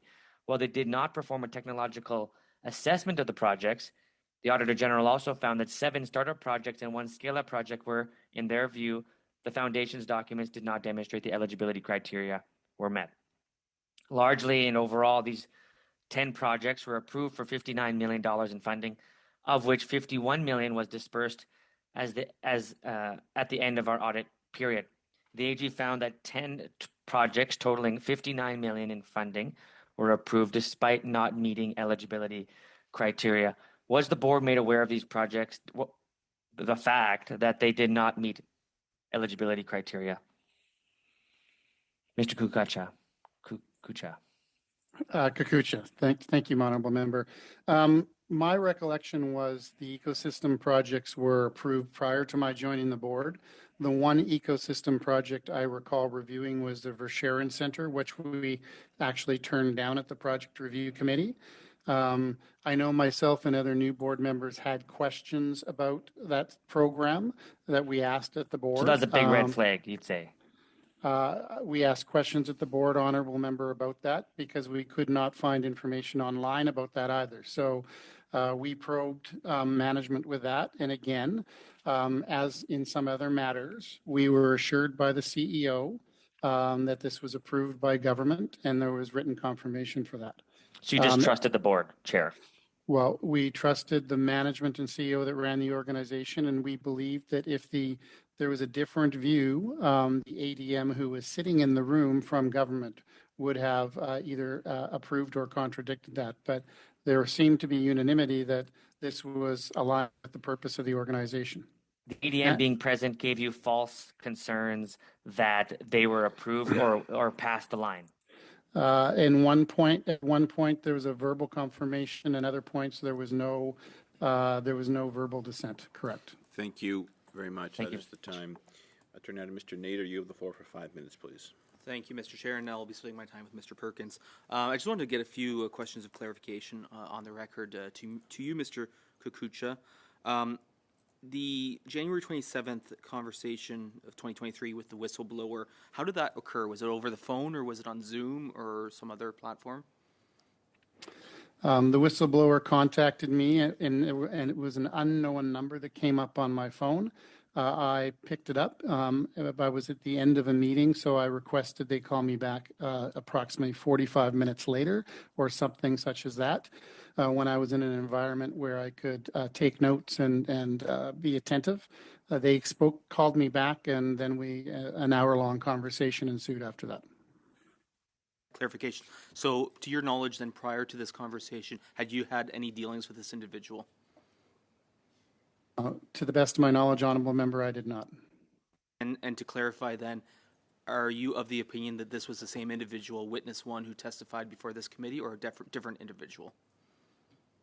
As I stated in my opening comments, it appeared to be different just because of the tonality of voice. There was something in the voice of the two individuals that appeared very different for me. So that is why I made the statement that I did. Clarification. And last question on this matter. You did note that you made contemporaneous notes of that conversation. Would you be willing to provide those notes from your conversation to this committee? If the committee requests them, I would happily turn them over. Okay. Well, I would personally request it as a member of this committee, but we can deal with that as a group committee later. I'll just pause. I don't think that's necessary. I think, is that something you prepared to do, Mr. Kukucha, pardon me, or on the request, or would you prefer we pass a motion on that? I don't, Mr. Chair, I'm not sure the law around being compelled to provide information by parliamentary committee versus my former duties as a board member. So I'd either need to seek legal counsel on that, or I would defer to yourself passing a motion to require that. But I'm prepared to do whatever this committee requires me to do. Let me come back to you on that. So, Mr. Nader. That all passed my time to Mr. Perkins. Thank you, Mr. Chair. Mr. Kukucha, earlier, how much was your initial investment in Terramera? In 2016, I made a $15,000 investment, honorable member. And what is that worth today? Honorable member, I do not know. This is a private company that, and I'm cautious because it's a private Canadian company trying to do good work. I know they went through a split of some sort, so I could not tell you what that's worth today. How about Rhodolyptic? What was your initial investment there? My initial investment there, sir, was $200,000. And what's that worth today? Again, as a private company, I do not know the valuation of that, and I would not want to speculate, but let me say that I don't think either company has, I think both companies have seen challenges over this last couple of years. So like anything with venture capital, these are risky investments. And Ecoation Innovative, if I'm pronouncing that right, how much was your initial investment? Again, it was a very small amount of $15,000 in 2017. And I assume the same thing on current valuation? Correct, honorable member. Okay. Mr. Chair, I would like to move a motion right now, if I could. Just hold on. I'm going to deal with this matter with Mr. Kukucha. Mr. Kukucha, here's how we generally proceed. The request has been put to you. You seemed agreeable. If you could check then on your ability to provide us those notes.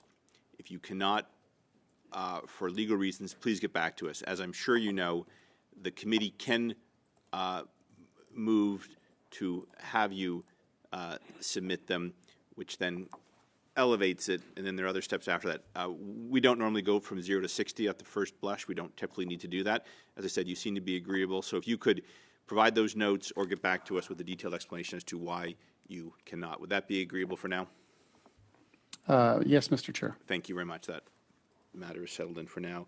Mr. Perkins, you have the floor, please. Thank you. I'd like to, and the clerk can circulate this if she wishes. Why don't we hear the motion first so I can ensure it's with regard to the committee's ongoing study of SDTC, and given that, one, the Deputy Secretary to Cabinet of Privy Council, Donalyn McClimont, stated that the selection processes are application-based positions are advertised through notices of opportunity on the Privy Council website. And as I have said from the outset, we would post a notice of opportunity on our website. We would invite people to apply. We would assess those applications. And given, two, former Minister Navdeep Bain said that the process is an open and fair and transparent process that publicly available to all individuals. Anyone who wants to apply can do so. It's open to anyone. And given, three, Annette Verschuren, former chair of SDTC, stated, I never applied for the position of the chair of SDTC, and that that there were indications that I was requested. The committee therefore expressed its deep concern with the contradictions between Ms. Fisheran's testimony and the former Minister Navdeep Bains and PCO appointments, and therefore agree to A, order the production of PCO's letter of advice to Minister Bains for the Governor and Council appointment of Annette Basharian, Guy Ouimet, and Steve Kukucha in both official languages without redactions within 14 days following the adoption of this motion. B, order the production of a copy of Annette Basharian, Guy Ouimet, and Stephen Kukucha's application to Privy Council office to serve on the board of STTC, if it exists, in both official languages without redactions within 14 days following the adoption of this motion. C, order the production of any briefing notes, letters, memorandums provided to Minister Bains, former Deputy Minister John Newbley, or Hilary Leftick, from PCO, that were prepared as part of Ms. Fisheran's candidacy as chair in both official languages without redactions within 21 days following the adoption of this motion. And D, hold 2 meetings on SDTC within 14 days following the adoption of this motion and invite former Minister Navdeep Bains, Don Allen McClintmolt, and Hilary Leftick to provide clarity on the contradictory testimony. Just 1 second, Mr. Perkins. I'm just going to suspend just for a second, consult with the clerk, and get the motion distributed.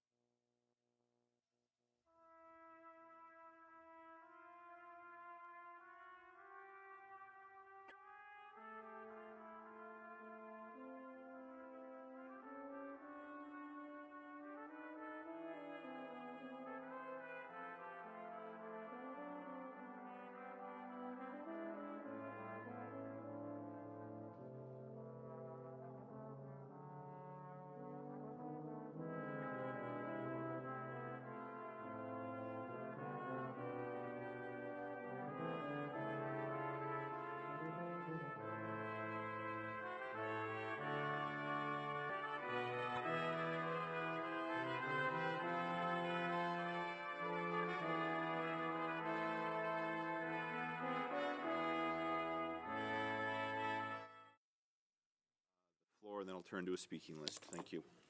Thank you, Mr. Chair. During her appearance last week at the Industry Committee, I asked the former chair, Annette Fisheran, when and who called her to be on this board, and she said, I don't know exactly the date. There was a couple of times, I think, he spoke to me, he being the Minister Bains, about this, as did his policy advisor. And then I said, they called you to see if you would do this. And she said, yes. Then I asked her, and I said, in the interview, they said that the government approached you. Is that correct? And she said, that's correct. And I asked her, had you applied before you spoke with Minister Bains or after? And Ms. Fisheran said, I never applied for the position of chair of SDTC. I never applied. And then she subsequently went on another question of mine to say, I've never applied for anything in my life, a very egotistical statement. And then in response, further on, She, again, when I asked her again, she said, Mr. Chair, I believe the situation was that there were indications that I was requested to consider to be an applicant for this. So she never applied. Yet Minister Baines, when he was before committee, said he got a list from PCO that only had people that applied. And the PCO said that PCO appointments, head of PCO appointments, which works for the Prime Minister, said they only provided names of people who had applied. Spontaneously, several days after the fact, Ms. Vacharian's changed her mind again, but I believe the testimony she gave before committee when she said 3 times she never applied, and that this government asked her to do this as they were pushing the former chair, Jim Bosili, out the door because he had criticized the government in the Ethics Committee for their lack of attention to privacy breaches and the surveillance economy, and a particular breach by Facebook, which in previous testimony the minister made clear on several occasions to former President Leah Lawrence of the Green Slush Fund that that was irritating the Prime Minister and the government, and could you not get him to be quiet? So we've got all this contradictory testimony that's here, and as such, these individuals need to come back and clarify just exactly how did all this happen. And the reason is because in the history of SDTC, there has only been, and it's more than 20-year history, there's only been one chair that when appointed and during her appointment was conflicted, where Minister Baines told her and where ADM Noseworthy, who sat in the meetings from ISED, said, we will manage the conflicts. And we've had testimony here today from Mr. Emet and testimony from the the former president that said once Ms. Vacharian was appointed, Mr. Emet came to them and said, I'm going to go on this board of this company. I wasn't allowed to go on before because it was a conflict, but now conflicts are okay. I'll go on the board, and that company continued to get more money from SDTC while Mr. Emet was on the board. And the 82% of all transactions that happened in that audit where directors were voting conflict of interest money to boards, they had total, by the way, of $330 million for that, according to the Auditor General. No wonder Mr. Kukucha and Mr. Emet won't acknowledge the Auditor General's report, because they don't like what she found, which was the truth, that $330 million was voted to companies that board members had interest in. So this contradictory stuff needs to be addressed. I know, Mr. Chair, that on the original motion on the study, these individuals, former Minister Baines, who's now in charge of the highest cell phone prices in the world at Rogers, and the other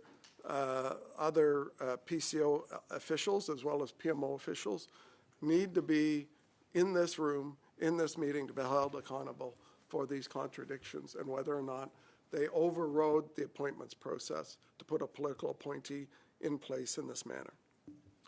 Thank you.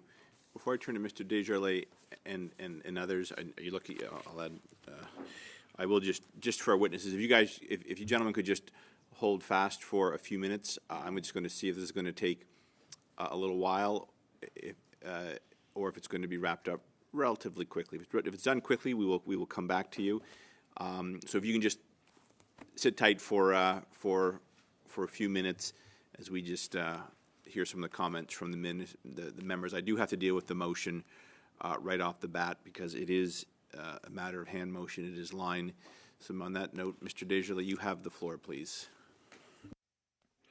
Thank you very much, Mr. Chair, and thank you to the member, Mr. Perkins, for this important motion. I of course, support this motion. It's important that we ask and exhaust as much of the questions relevant to this very important audit. But, Mr. Chair, I do have a point of recommendation, perhaps, to Mr. Perkins or to the mover of the motion.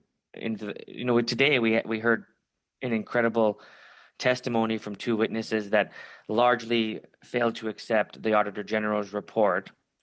It would be incumbent upon me to suggest that the Auditor General be allowed to reply to what I think is instances of an attempt to dissuade the public or attempts to discredit the Auditor General and her work by overly stating its broadness or non-application of evidence.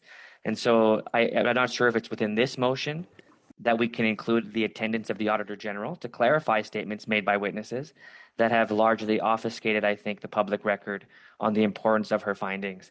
And so, Mr. Chair, would it be okay for Mr. Desjardins, Perkins to amend this to include the Auditor General? so that is not necessary. The Auditor General has already been included in a previous motion, and it is our custom. She's a witness that's coming yes, forward and she'll later? have an opportunity. Okay, As well, the Auditor General has an open invitation to attend any of these hearings on studies that she has conducted, her and her office. But I suppose that's our chair, Mr. They generally choose to do so when it's institutions that have been put under the microscope of her office. So the OAG will attend at some point as part of these hearings, Mr. Desjardins. So I think your amendment, while has some support anyway, is moot and does not need to be considered at this time. What is a question to our chair then? Is it possible to, within the same 2-week period to which we would be summoning this information and these documents and these witnesses, that in that same period of scheduling we can see that the Auditor General be present or at least invited as a relation to our former witness list that she's included on? I can't guarantee that because I negotiate with her office about times that are suitable, but I can assure you the Auditor General, the OAG will be appearing, and I'm working on the calendar to ensure that the motions that this committee have passed are duly respected. Right, I hear what you're saying, and I'll have discussions with you. I'm now going to turn to Mr. Drouin, who requested the floor. Just a quick question. I know there was a motion adopted on September 5th, and I'm wondering whether or not the September 5th motion would correspond to what is being asked here in the spirit of redundancy, and I do salute my honourable colleagues' willingness to get to the bottom of this, although I'm assuming that tomorrow they will vote no on the non-confidence as they do want to see those documents, right? I'm assuming you're not going to want to go into an election this time around, and so then that brings me to why do this if you're wanting to go into an election right away? I question their motivations, if you can permit me, Mr. Chair, but I would ask the clerk whether or not the September 5th motion that was adopted on September 5th, we have reasons to believe that it would answer a lot of the motion, the items of the motion that is being asked here. I'm going to ask you to put the questions through to the chair. Maybe make some arguments, Mr. Duran. I'm not sure. I mean, we assess one motion. I mean, we assess the motions. I'm not sure if you're looking. I'm looking for nonpartisan advice, Mr. Chair. With all due respect, I respect your opinion, but I would like a may I consult through you, Mr. Chair? Mr. You're certainly new, so I will turn things over to the clerk so I can pretty much guess what she is going to say, things about being masters of their own domain. But clerk, you have the floor. Thank you. Just for the committee, I will read the motion that was adopted on September 5th as amended, which is that the committee order the production of the following documents. The advice letter to the then Minister of Innovation, Science and Industry regarding the 2019 appointment of the Sustainable Development Technology Canada Chair as referenced by the witness today. The minutes of all meetings of the selection committee that considered that appointment, and all communications between Privy Council Office and then Minister Baines Office, the Prime Minister's Office, and the Department of Industry respecting the appointment of Ms. Verushin as Chair of Sustainable Development Technology Canada, and that these documents be deposited with the clerk of the committee within 3 weeks of the adoption of this motion. There could be some overlap here, but it is at the member's discretion to discuss this and come to a decision. So you're welcome, Mr. Knight. The floor is yours, of course. You're welcome to make any amendments to the motion you see fit, if you think that is in order. Well, I'm just wondering if there's I'm always here to work with others as well. I'm just wondering if we can park this and wait till we get the information, and if it's not satisfactory to Mr. Perkins, then Mr. Perkins could reintroduce his motion and we can move forward on the adoption of that particular motion. But if it's to be submitted to this committee by 3 weeks, we're getting close to the end time, so I'm assuming that documents will be showing up at this committee fairly shortly. Thank you. Madame Secrétaire Desgagnés. De notre côté, on our end, we also support the motion. I think that the contradictions that we see among the testimony are very problematic. And the contradiction that was noted in the motion which we are debating today at study, there are others, notably on who managed Sustainable Development Canada, because on the one hand there is the ADM of Innovation, who said it was the Canada Research Council, and then we had a director from NRC that said they weren't the ones. There are many contradictions in the testimony which are not allowing us to do our work as parliamentarians. So we hope that we'll move to a vote on this very quickly. Very much. Clerk, call the question, please. I'm afraid the question's been called, Ms. Khalid. But Chair, I had my hand up before I did you not see called your the hand, Ms. question. Khalid, and I waited I find that a to be a good... little bit unfair, Chair. Call the question. Question's been called. Sorry, Mr. Chair, we're talking about 5 seconds. She said she wanted to speak. Mr. Duray, I'm assuming I've been on other committees with an opposition chair. I've been sat on government operations for 6 years. There's always this collegiality back and forth, of course. Yes. Ms. Khalid says she wanted to have the floor, but you gave her no time. I'm just wondering, how are we running the show here? Mr. Duray, I appreciate your enthusiasm. I scan the room as members Chair, are talking. I swear to you, I had my hand up while Mr. Duran was speaking. Miss Khalid, you know my practice. I was even deliberately slow between the end of Madame St. Claude and before calling the. I thought you recognized me and put it on your list, Chair. And call the question Chair. has been the question has Chair, been called. No, Chair. I Miss Khalid, you on that. I was going to say that is your option, is to challenge me on that. So the chair has been challenged. Clerk, please. Great.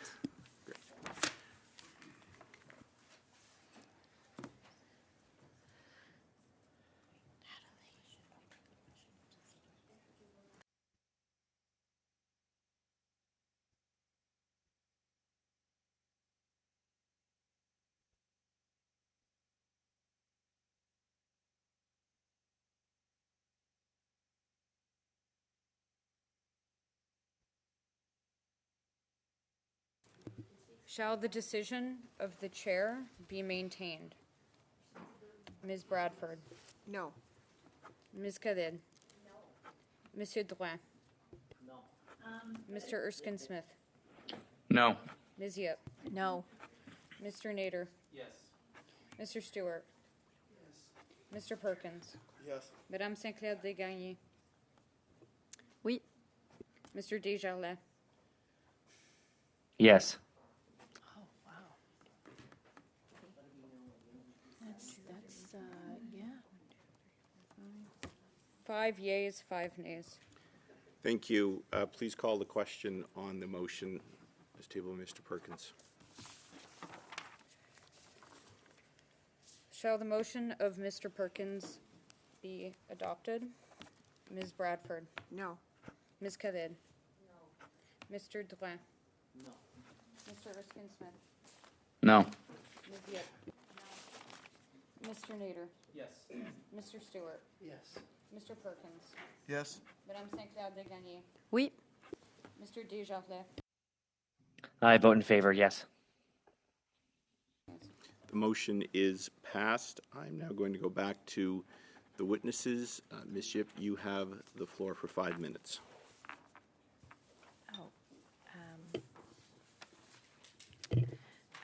So I'd like to, thank you, Chair. I'd like to turn back to the Ethics Commissioners.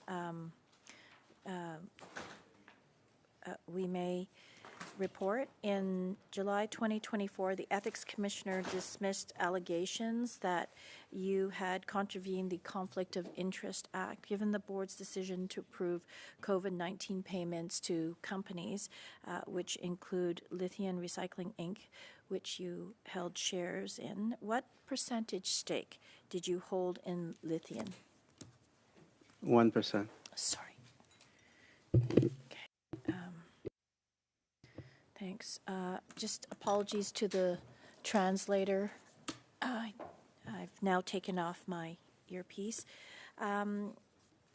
So the commissioner's decision states your interest in lithium was insignificant, and that it did not pose a risk of conflict of interest. Can you explain the commissioner's decision as you understand it? Le commissaire a appliqué le. The commissioner applied the principle of ad minimis because my participation was minimal, and he deemed that it could not influence any decision taken by me. Can you explain to this committee how the board approved the one-off COVID-19 payments to the companies in the portfolio in the last month of the fiscal year of 2020 and 2021? Merci, Monsieur le Président. Thank you, Mr. Chair. As I mentioned several times, the situation was difficult for businesses, federal government, and provincial government assistance was not yet made available. It came later.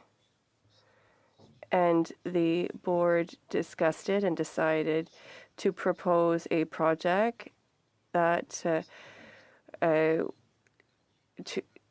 to give assistance to businesses in difficulty. And we talked about 14 months and an average of that did not justify the additional assistance, but the risk capital people will tell you that businesses have a runway of 18 months, and we had businesses that had reached 14 months and they were in difficulty. Each of the businesses had been consulted by management, could confirm that it was not a business that couldn't, they were justified by issuing sums, and that's how the program was approved en masse without any one company. It was a COVID program that was approved by government representatives before it was carried out. The issue of conflict of interest was raised a number of times, and the issue of interpretation and legal opinion on the Conflict of Interest Act, but I think that we all understood, furthermore, that there was no misappropriation of funds. The blower testimony states that every company associated with the board members, including the chair, benefited from grants they approved. Can you speak to this given you were there? The businesses where legal opinion said, given the universal nature of the measure, or where no company was singled out, and that the conflicts had already been declared previously, they did not need to move forward. The alternative would have been to have multiple votes, which would have been contrary to the intention of the program. Before joining the board of SDTC, you had previously worked as an advisor to SDTC from 2006 to 14. Is that correct? Is correct. Wait. Yes, that's right. So that was during the Harper government. What was SDTC's mandate throughout the Harper years? What type of work was it funding? Le mandat de. The mandate of SDTC was essentially the same.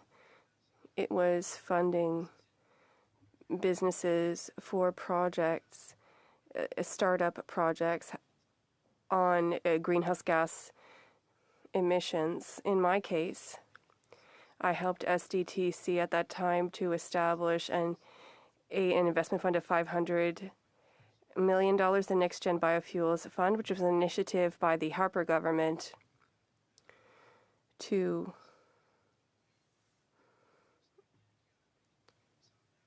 meet American competition with similar programs at the time. And I was an external advisor on that. Thank you very much. Fourth and final round, I'm going to truncate it slightly. Government opposition members will have, official opposition members will have 4 minutes, and the third party will have 2 minutes for this last round. Mr. Perkins, you have the floor then for 4 minutes, please. Thank you. I'd like to go back to this Auditor General report. Maybe I could start with Mr. Kukucha. So, and then Mr. Emet. But Mr. Kukucha, there were board members that had more conflicts of interest than others. And one of them was Andre Lismatot, who is named the most in the Auditor General's list of that. When I look down the list of companies that her company, Cycle Capital, is invested in, it looks hard to me to see that she could ever be in a board meeting, that she was recusing herself all the time. Did you see her leaving the room a lot? Honorable member, I joined the board at a time, but I believe it was Ms. Mathot's last meeting. So I was not privy to any of the previous work or conflicts she declared. Mr. Ouimet?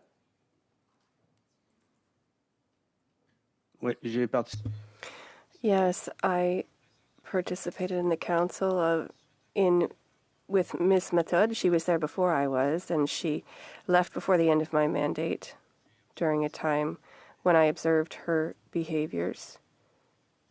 Every time a conflict was declared, she recused herself from the virtual meeting room.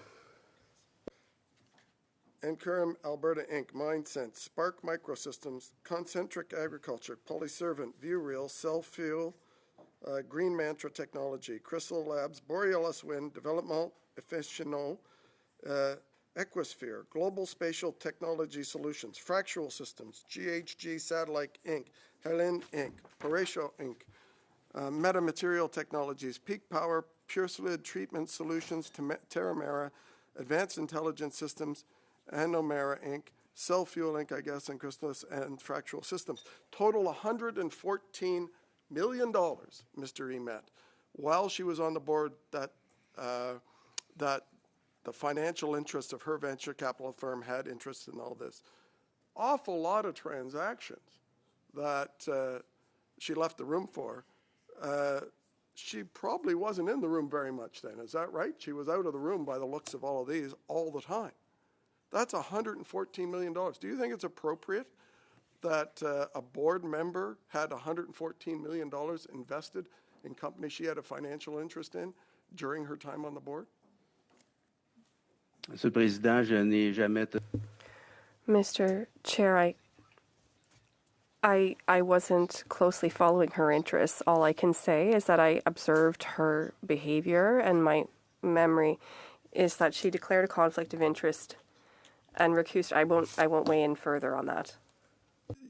You weren't following her interests. Pretty hard not to when they brief you at the beginning of every meeting of the conflicts that each director has, and then go about voting for those projects that director has when she has them. And Mr. Kukucha, you referenced that she left the board when you did. Are you aware that she left the board and went to Canada's Infrastructure Bank as a board member?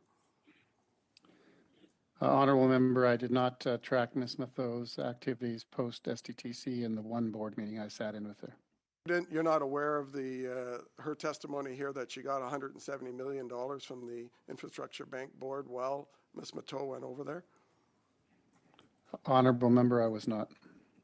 The issue, just one last thing, Mr. Kukucha, you hadn't read the act when you got on the board. When I joined the BDC board, I read the BDC act. It's not a difficult thing. You should always do that when you join a board. Secondly, the contribution agreements, you don't seem to know what they were. They are not the agreements between SDTC and the company being invested. Your question, They Mr. are, Perkins. I said, directed limits on what you can spend on. Did you read the ISED directed contribution agreements before you participated with everyone else in voting money outside of those terms to companies? Honorable member, there's two types of contribution agreements. The contribution agreements that are made between the companies and the organization when funding is granted, and those were the agreements I was referring to. And yes, I take your point. There is an agreement between the government and the broader organization with regard to funding flowing. That document was not made available to me as part of my onboarding package, so I did not have an opportunity to read that. Thank you very much. Mr. Durain, back to you. The floor for 4 minutes, please. Thank you, Mr. Chair. Was Mr. Perkins appointed by Conservative government on the BDC? Just checking. Monsieur Ouimet, pour les informations. Mr. Ouimet, you said to my colleague that you had 1% of shares in that company. Is that correct? What did the ethics commissioner say about that? Did he say that it is a significant share for decision making at Edition, or did you simply say that you didn't have a significant enough interest in it? The ethics commissioner said that it was under the de minimis rule, so it was considered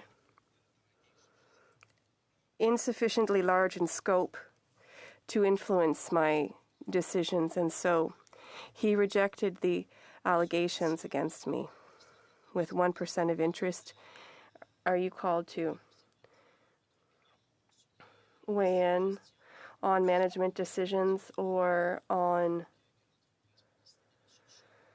grants that the company seeks out, or you just have 1% and you 1% is a shareholder position, but as was said, I'm a member of the board of directors, so I participate in decisions, but I did not participate in decisions at SDTC at Lithion, and then there was a change in the board, and there was a change to the contract, and I recused myself when there was a change to the contract, and I left the room. And then there was the COVID payment portion where I did not leave the room for the reasons that we know, for legal reasons, which were examined by the ethics commissioner, who concluded that there was no breach of the Conflict of Interest Act. On the COVID payments, when there were allegations saying that 14 months after the fact there was no link to COVID, even though the pandemic lasted more than 2 years, what impact can that have on a company even 14 months later? How difficult is it to predict either sales or the needs? What is the current environment right now? Allow me, Mr. Chair, to specify that it wasn't a payment 14 months later. I believe that the comment by the honourable member earlier said 14 months of runway. So when we look at a business and risk capital, it's not generating revenue, and it has expenditures that it is accruing. They're in survival mode, so the average of survival of the companies was based on the 14-month comment. I didn't verify that. That's what was said. Other things were taken into account because all businesses had difficulties fulfilling their projects. Sometimes the project was canceled with partners. The costs of companies increased rapidly, uncertainty as well, and the financial balance sheet, and that was what the board of directors observed, and they created this 5% contract that resulted in 2 payments. Thank you very much. I think I have 3 seconds left. Thank you very much, Mr. Ouimet. Thank you very much. Next, Madame Sinclair Desgagnés. Mr. Ouimet, can you please briefly describe the financial health of Lithium before the COVID pandemic, but also during the COVID pandemic? Mr. Chair,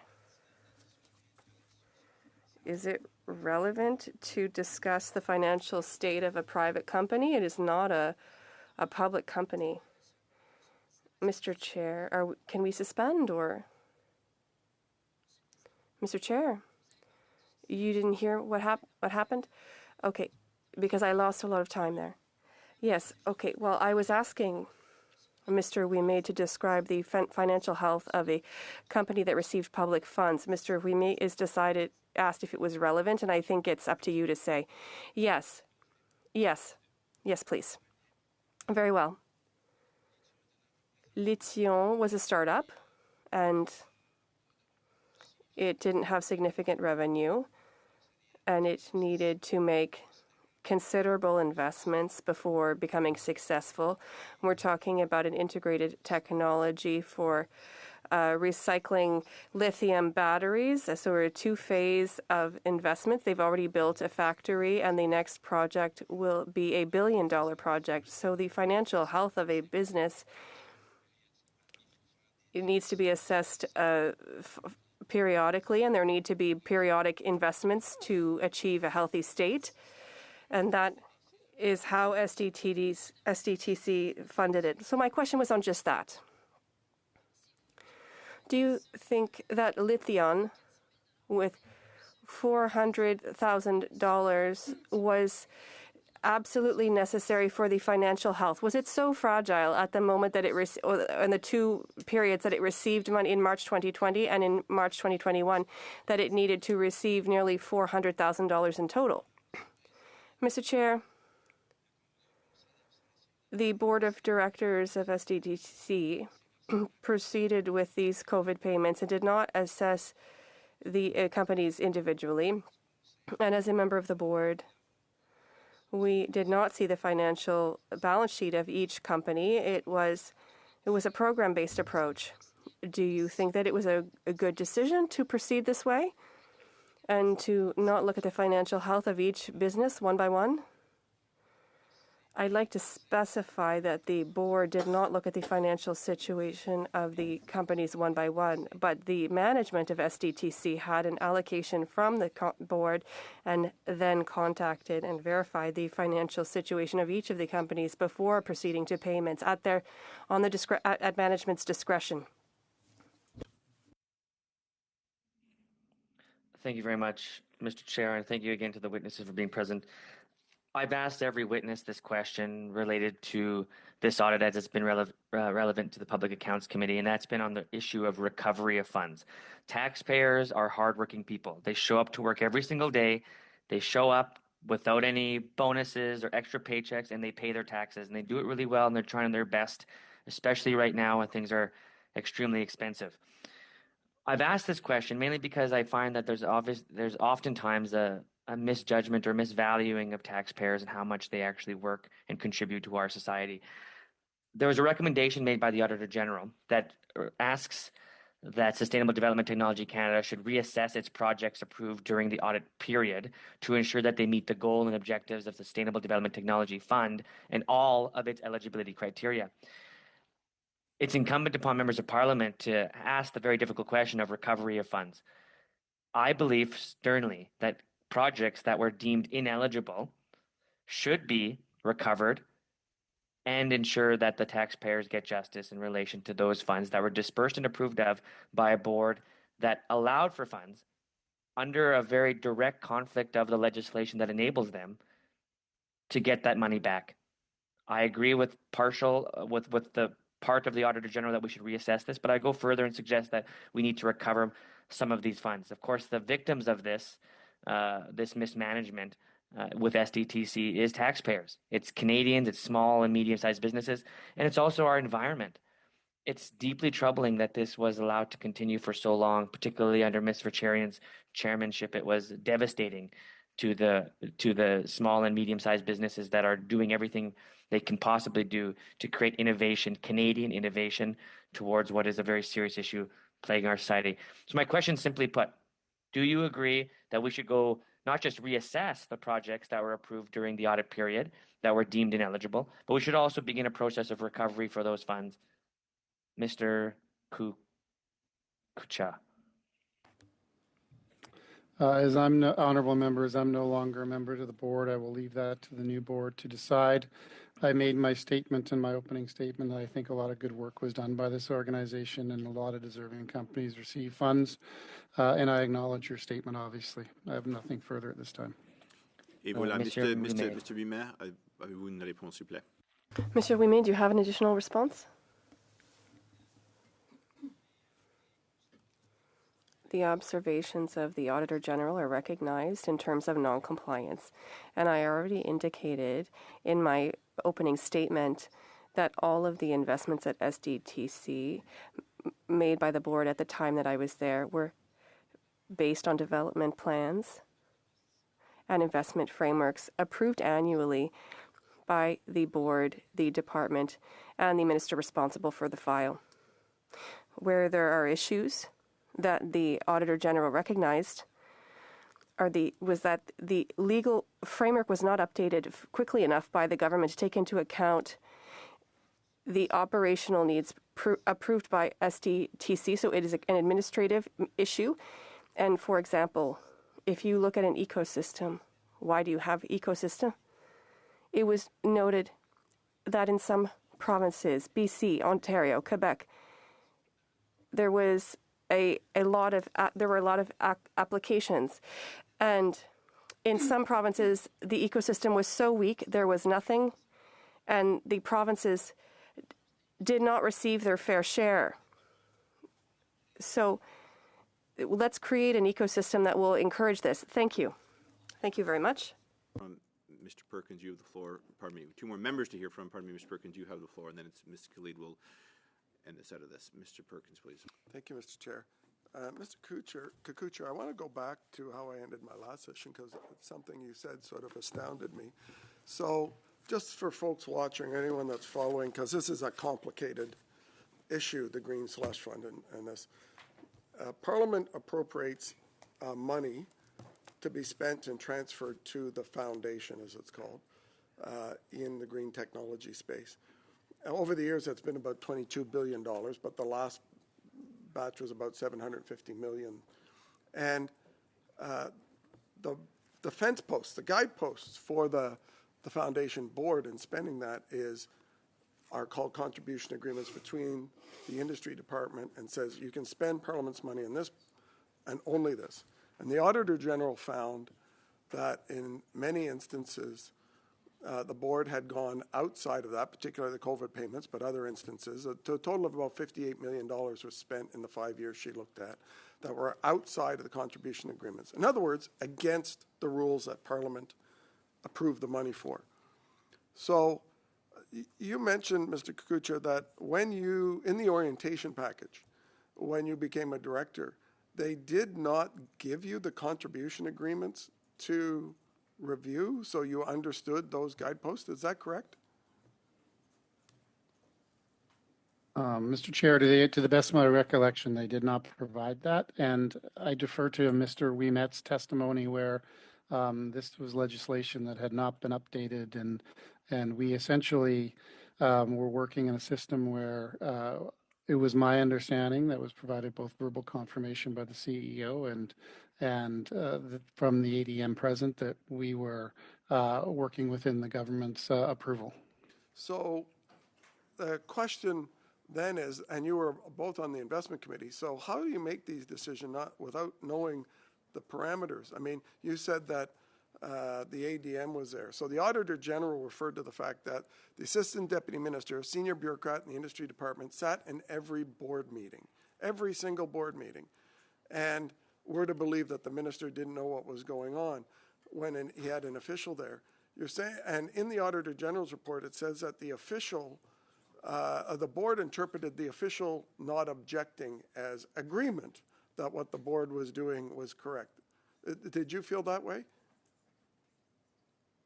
Honorable member, we on the investment committee, we were aware of the general parameters of why we would be making investments around.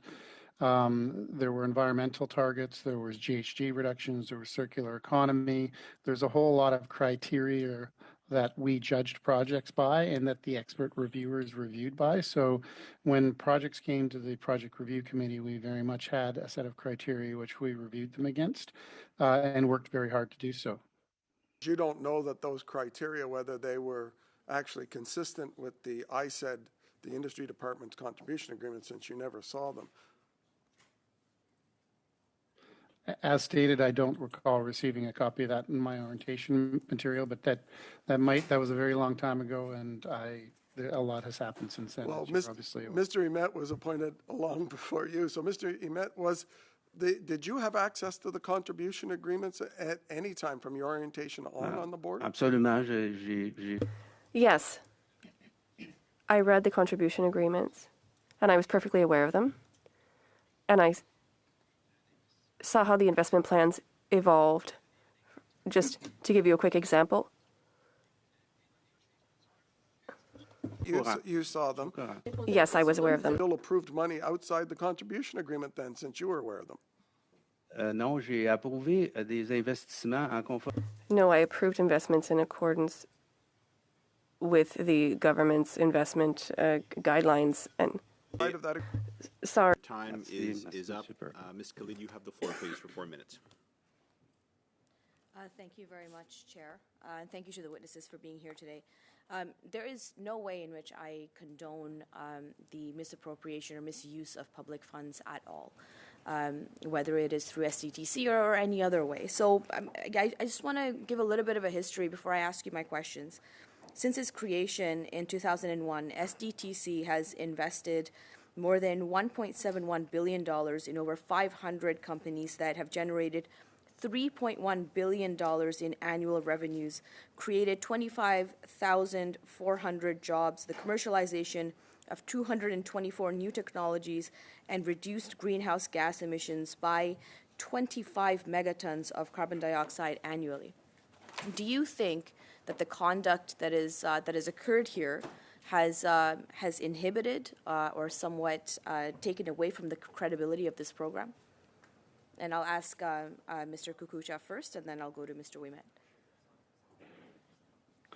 I think I can only speak for myself, and that I acted in good faith, and we were working under guidelines and an understanding that we were making best efforts to help contribute to the clean tech companies helping drive the economy in Canada.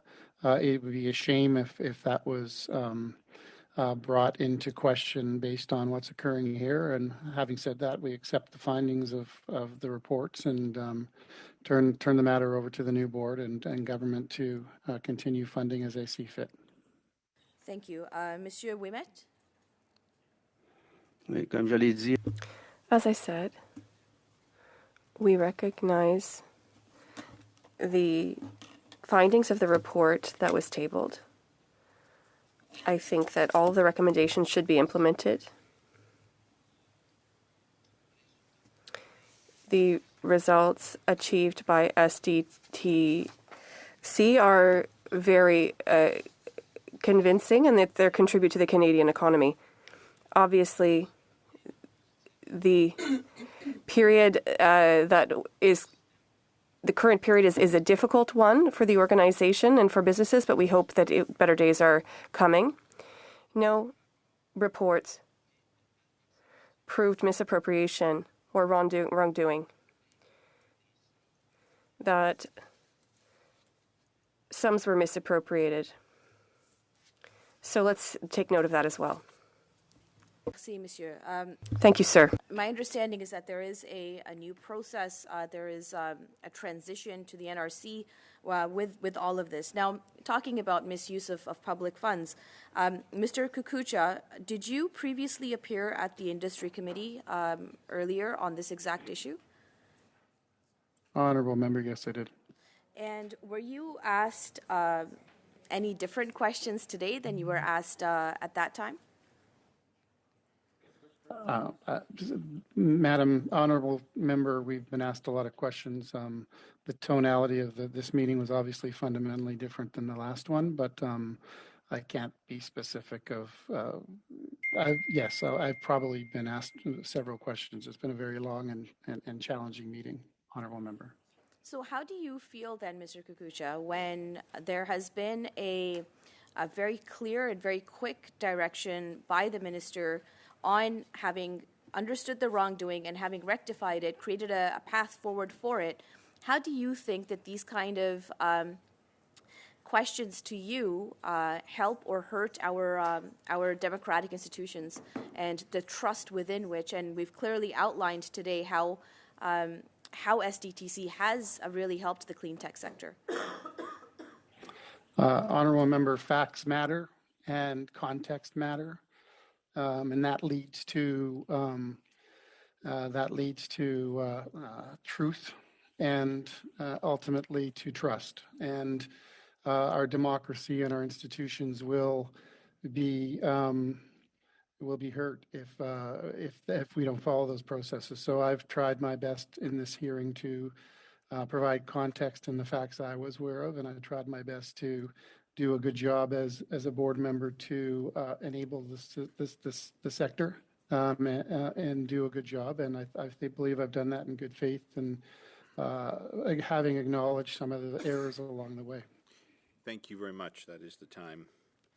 I want to thank our witnesses, Mr. Ouimet and Mr. Kukucha, for your testimony in participation in relation to the study of Report 6, Sustainable Development Technology Canada. Vous pouvez soumettre des informations supplémentaires à la greffière. You can submit supplementary information to the clerk if needed. For any other issues, could consult the clerk. To my colleagues, I had intended to have a committee business in camera. With your indulgence, I can probably get this done very, very quickly. It's just two outstanding budgets. So could I seek consent just to move into that right away? We can do this in public. It's all going to be reported eventually. Pardon me? What is it about? It's two budgets that were sent to you last week. They're supplementary budgets. The first involves Report 6 SDTC. We're requesting an additional $23,250. This is related to the relatively large number of witnesses the committee members have passed in motions to hear from. As the clerk was careful to explain to me, because I do try to keep an eye on the purse strings, we're requesting these funds for possible travel. Should witnesses decide to come in virtually, obviously we won't spend these travel budgets, and they'll be returned to the central budget. So with your permission, I'm looking, with your approval, I should say, I'm looking for an additional $22,250 for Report 6 SDTC, which will bring the full budget to $25,250, yes. Just on that, do you have a tally of how much of our dollars have been spent on this study thus far? I do not. Is that something, clerk, you could address? I mean, We don't have the invoices yet, so. we do not have the invoices yet. Can Hold on. I have Mr. During. I come back to you, Mr. Perkins. But Mr. Perkins, I'd like to get this done. Okay, I just want So- to know if the okay, what was yeah, spent I'm today going to is Mr. less During than first. Mr. During, $390 you million. have the floor. It's great. Yeah, just because we know some members are part of INDU as well. INDU's looking at this, so we're just looking for redundancy, and it's 2:05. We all got to get to question period. Okay. We'd love to, I'd just like to Okay. get a tally of how much was spent before we say yay blindly, as we are discussing governance and appropriations of funds. Well, we do. Okay, I will adjourn this. I will respond that if you want to go back and request from the clerk what budgets have been passed previously, I believe it's only $2,000. But as the clerk says, the invoices have not been submitted yet, so we don't have an exact tally on that. So why don't I'll adjourn. I'm going to join. Sure, I'm happy to take your question. Yes, Ms. Khalid. Thank you, Chair. I just like some clarification from you as to how I should better raise my hand in the future so that I can be recognized. I thought that we had made eye contact and that you knew I had wanted to speak, and yet I was not recognized. So I'm just trying to figure out what is the best way for me to raise my hand or to make sure that you know that I want to Sure. speak. Well, I think it is to look for an acknowledgement from me or the clerk, which has been the practice. As a practice, you can agree or disagree with this. I try not to rush things through in a manner that catches anyone off guard. I do wait a few seconds before calling the vote, just in case there is someone who wants to speak.